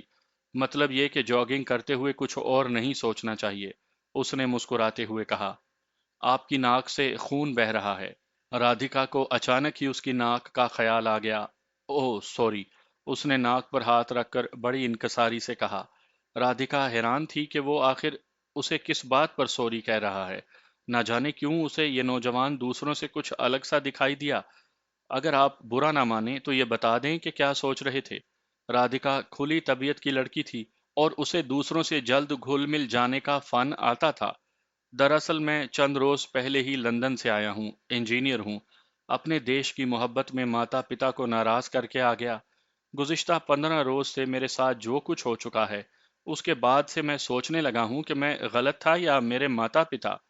اس نے اپنے ٹریک سوٹ کی آستین سے ناک سے بہنے والا خون صاف کیا اور رادھیکا کی طرف بڑی معصومانہ نظروں سے دیکھتے ہوئے کہا، ارے اس میں سوچنے کی کیا بات ہے، کوئی بھی غلط ہو سکتا ہے، لیکن اب تو آپ نے جو کرنا تھا وہ کر لیا۔ رادھیکا کی دلچسپی بڑھنے لگی تھی۔ بہرحال مجھے افسوس ہے کہ آپ کی ورزش بھی خراب ہوئی۔ پلیز آپ جاری رکھیے، اس نے بڑے مہذب لہجے میں رادھیکا کی طرف دیکھ کر کہا۔ او نو، آپ اتنے پریشان نہ ہوں۔ بائی دا وے، آپ کا نام کیا ہے؟ رادھیکا نے اسے مستقبل کی دوستی کے لیے چن لیا تھا۔ پردیپ کھنہ، اس نے اپنا ہاتھ رادھیکا کی طرف بڑھاتے ہوئے کہا۔ میرا نام رادھیکا ہے مسٹر پردیپ۔ رادھیکا نے گرم جوشی سے اس کا ہاتھ تھام لیا۔ اسے معمول کی بات نہ جانیے، مجھے واقعی آپ سے مل کر خوشی ہوئی، حالانکہ ملاقات یا تعارف حاصل کرنے کا یہ کوئی اچھا طریقہ نہیں تھا، پردیپ نے کہا۔ اور میں بھی آپ سے یہی کہنا چاہتی تھی۔ رادھیکا نے ہنس کر دانتوں کے موتی چمکائے۔ وہ اب پردیپ کے ساتھ ہی بینچ پر بیٹھ گئی تھی۔ آپ رہتے کہاں ہیں؟ اچانک ہی اس نے پوچھ لیا۔ میں نے بتایا نا، سینٹرل لنڈن میں۔ یہاں میں نے ایک فلیٹ کرائے پر لیا ہے، کچھ رشتہ دار ہیں بھارت میں، لیکن اچھا نہیں لگتا کہ کسی پر بوجھ بنوں۔ پردیپ نے گراؤنڈ کی شمالی سمت پر موجود فلیٹس کی طرف ہاتھ کی انگلی سے اشارہ کرتے ہوئے کہا۔ ارے، آپ تو ہمارے ہمسائے ہی ہوئے۔ اس طرف میرا گھر ہے۔ رادھیکا نے مشرق کی سمت اشارہ کیا۔ خیریت بیٹی؟ اچانک ہی ان کے عقب سے آواز بلند ہوئی۔ پردیپ نے گردن گھمائی، ان کے سامنے بریگیڈیئر کول کھڑا تھا۔ پاپا، مسٹر پردیپ، رادھیکا نے اس سے اپنے باپ کا تعارف کرواتے ہوئے کہا۔ بریگیڈیئر کول۔ کول نے اپنا ہاتھ مسافے کے لیے اس کی طرف بڑھاتے ہوئے اس کے سراپے کا جائزہ کھا جانے والی نظروں سے لیا اور اسے منتخب کر لیا۔ پردیپ کے نقش و نگار اور جسمانی فٹنس نے اسے خاصا متاثر کر دیا تھا۔ آپ کے ناک پر، کول نے اس کی ناک کی طرف اشارہ کیا۔ سوری سر، دراصل غلطی میری ہی تھی۔ اس نے کچھ کہنا چاہا لیکن رادھیکا نے اس کی بات کاٹ دی۔ ہم دونوں آپس میں ایک دوسرے کی غلطی سے ٹکرا گئے تھے، رادھیکا نے کہا۔ اوہ ونڈرفل، بریگیڈیئر کول نے کہا لگایا۔ مسٹر پردیپ کھنہ حال ہی میں لندن سے آئے ہیں اور انہوں نے ہمارے ہی علاقے میں فلیٹ کرائے پر لیا ہے۔ رادھیکا نے سامنے فلیٹوں کی طرف اشارہ کیا۔ بھائی، اگر آپ مصروف نہیں ہیں تو ہمارے ساتھ ہی آ جائیے، چائے کا ایک کپ ہو جائے، یوں بھی آج تو سنڈے ہے۔ بریگیڈیئر کول نے اس پر للچائی ہوئی نظریں ڈالتے ہوئے کہا۔ تھینک یو سر، لیکن آپ تو مصروف لوگ ہیں، میں ابھی ناکارہ ہوں۔ میں تو فارغ ہی ہوں، آپ ڈسٹرب۔ او کم آن۔ رادھیکا نے اس کا ہاتھ پکڑ کر اسے اپنے ساتھ چلنے کے لیے رضامند کر لیا، اور پردیپ نے اللہ کا شکر ادا کیا کہ اسے ٹارگٹ تک رسائی حاصل کرنے کے لیے بہت زیادہ محنت نہیں کرنی پڑی تھی، اور اب شکار خود ہی شکاری کو اپنے ٹھکانے پر لے جا رہا تھا۔ تینوں پیدل ہی بنگلہ نمبر 7 تک پہنچے تھے۔ یہی بریگیڈیئر کول کا گھر تھا، جہاں ایک کمرے میں ان کی بیگم صاحبہ اپنے جسم کو سڈول اور متوازن رکھنے کی کثرت فرما رہی تھی۔ اپنے خاوند کے ساتھ ایک اجنبی کو دیکھ کر وہ متجسس سی باہر آ گئی۔ جہاں اس کی نظر پردیپ کھنہ پر پڑی تو وہ فوراً سمجھ گئی کہ اس کا خاوند اس اجنبی کو اپنے گھر کیوں لایا ہے۔ مسٹر پردیپ کھنہ ہمارے ہمسائے ہیں، کول نے اپنی بیوی سے اس کا تعارف کروایا۔ پردیپ نے بے تکلفی سے اپنا ہاتھ مسز کول کی طرف بڑھا دیا، جنہوں نے اپنی بیٹی اور خاوند کی طرح گرم جوشی سے اس کا استقبال کیا تھا۔ پردیپ جان گیا تھا کہ اس کی برطانوی شہریت اور انجینئر ہونے کا جادو سر چڑھ کر بول رہا ہے۔ وہ بٹیر کی طرح کول فیملی کے اندھے ہاتھوں میں آ گیا تھا، جسے اب کوئی چھوڑنے کے لیے تیار نہیں تھا۔ شمع کیجیے، واش روم؟ اس نے اپنی ناک کی طرف اشارہ کرتے ہوئے پوچھا۔ او، آئیے اس طرف۔ رادھیکا اسے اپنے کمرے کے باتھ روم کی طرف لے گئی۔ تھینک یو، پردیپ نے کہا، اور اندر گھس کر اپنے سراپے کا جائزہ لینے کے بعد اپنے ناک کو پانی سے دھو کر صاف کیا، جس سے ناک پر جمع خون صاف ہوا اور وہ منہ دھو کر باہر آ گیا۔ یہ لگائیے۔ باہر آنے پر اپنے ہاتھ میں فرسٹ ایڈ بینڈیج پکڑے رادھیکا نے کہا۔ شکریہ، کہتے ہوئے اس نے دوبارہ شیشے کے سامنے کھڑے ہو کر اپنے ناک پر پٹی جما لی تھی۔ بریگیڈیئر کول اس دوران کوئی فون سننے چلا گیا تھا۔ واپس پلٹا تو وہ کچھ جلدی میں دکھائی دے رہا تھا۔ آئی ایم سوری جینٹل مین، مجھے تو ایمرجنسی ہے، انجوائے یور سیلف، پھر ملاقات ہوگی، مہمان کا خیال رکھنا۔ کہتے ہوئے وہ اپنے کمرے کی طرف چلا گیا۔ اس کے پاس واقعی چائے کا کپ بھی ان کے ساتھ پینے کا وقت نہیں تھا۔ ایک تیز رفتار کار اور جیپ اسے لینے کے لیے اگلے چند منٹ کے بعد ان کے گھر کے دروازے پر موجود تھی۔ اس درمیان کول نے اپنی یونیفارم پہن لی تھی اور اب وہ ایک بریف کیس پکڑے لمبے لمبے ڈگ بھرتا کار کی طرف جا رہا تھا۔ اوکے، بائے بائے، اس نے ماں بیٹی اور پردیپ کی طرف دیکھ کر ہاتھ ہلایا اور چلا گیا۔ کول کی روانگی کے کچھ ہی دیر کے بعد بیرے نے چائے کی اطلاع دی اور ماں بیٹی کے ساتھ ہی وہ ناشتے کی میز پر آ گیا۔ اس نے اپنا اصل تعارف یہاں ناشتے کی میز پر ہی کروایا تھا، جس کے مطابق وہ لندن کے 1 کروڑ پتی ہندو کلدیپ کھنہ کا بیٹا تھا، جس کا کاروبار سے دور دور تک کوئی ناتا نہیں تھا، اور جو انجینئرنگ کی اعلیٰ تعلیم حاصل کر کے بھارت آ گیا تھا، لیکن یہاں 15 روزہ قیام کے بعد ہی اس نے اپنا ارادہ بدل لیا تھا۔ میں یہاں ایڈجسٹ نہیں کر سکتا، اس نے مسز کول کی آنکھوں میں جھانک کر مسکراتے ہوئے کہا۔ یہ تو ہے، آپ جیسے جینیس نوجوان کے لیے بھارت تو لینڈ آف اپرچونٹی نہیں بن سکتا۔ مسز کول نے اس کی ہاں میں ہاں ملاتے ہوئے کہا۔ ہاں، ایک بات ثابت ہو گئی ہے کہ مجھے اگر شادی کرنی ہے تو پھر میری پتنی بھارت کی ہی ہوگی، کیونکہ ایسی پتی ورتا میں نے دنیا میں کہیں نہیں دیکھی۔ اس نے مسز کول کا لالچ مزید بڑھا دیا۔ ہاں بھائی، یہ بات تو سچ ہے، جیسی بیوی تمہیں بھارت میں ملے گی وہ دنیا میں کہیں بھی نہیں ملے گی۔ مسز کول نے اسے مزید پکا کرنا چاہا۔ چلیے پھر کہیں ڈبل مائنڈڈ نہ ہو جائیے گا، رادھکا نے یہ کہتے ہوئے چائے کی پیالی اس کی طرف بڑھا دی۔ او نو، اب ایسا ممکن نہیں، ہم انجینئر بہت سوچ سمجھ کر ہی فیصلہ کرتے ہیں، کیونکہ ہمارے فیصلے دیر پا ہوتے ہیں۔ اس نے رادھیکا کی طرف مسکراہٹ اچھالی اور رادھیکا کھل اٹھی۔ ماں بیٹی دونوں اس میں کچھ زیادہ ہی دلچسپی ظاہر کر رہی تھی۔ مسز کول کا خیال تھا کہ بھگوان نے یہ ہیرا اس کی بیٹی کی انگوٹھی میں فٹ کرنے کے لیے بطور خاص آسمان سے نازل کیا ہے۔ قریباً 1 گھنٹہ وہ آپس میں باتیں کرتے رہے، جس کے بعد انہوں نے بادل نخواستہ ہی اسے گھر سے رخصت کی اجازت اس شرط پر دی کہ وہ آج رات ان کے ساتھ ہی ڈنر کرے گا۔ مائی پلیجر، پردیپ نے درباریوں کی طرح قدرے جھک کر کہا۔ آپ مطمئن رہیے مما، میں اب انہیں بھاگنے نہیں دوں گی، رادھیکا نے اپنی ماں سے کہا جو اب گاڑی پر پردیپ کو اس کے فلیٹ تک ڈراپ کرنے جا رہی تھی۔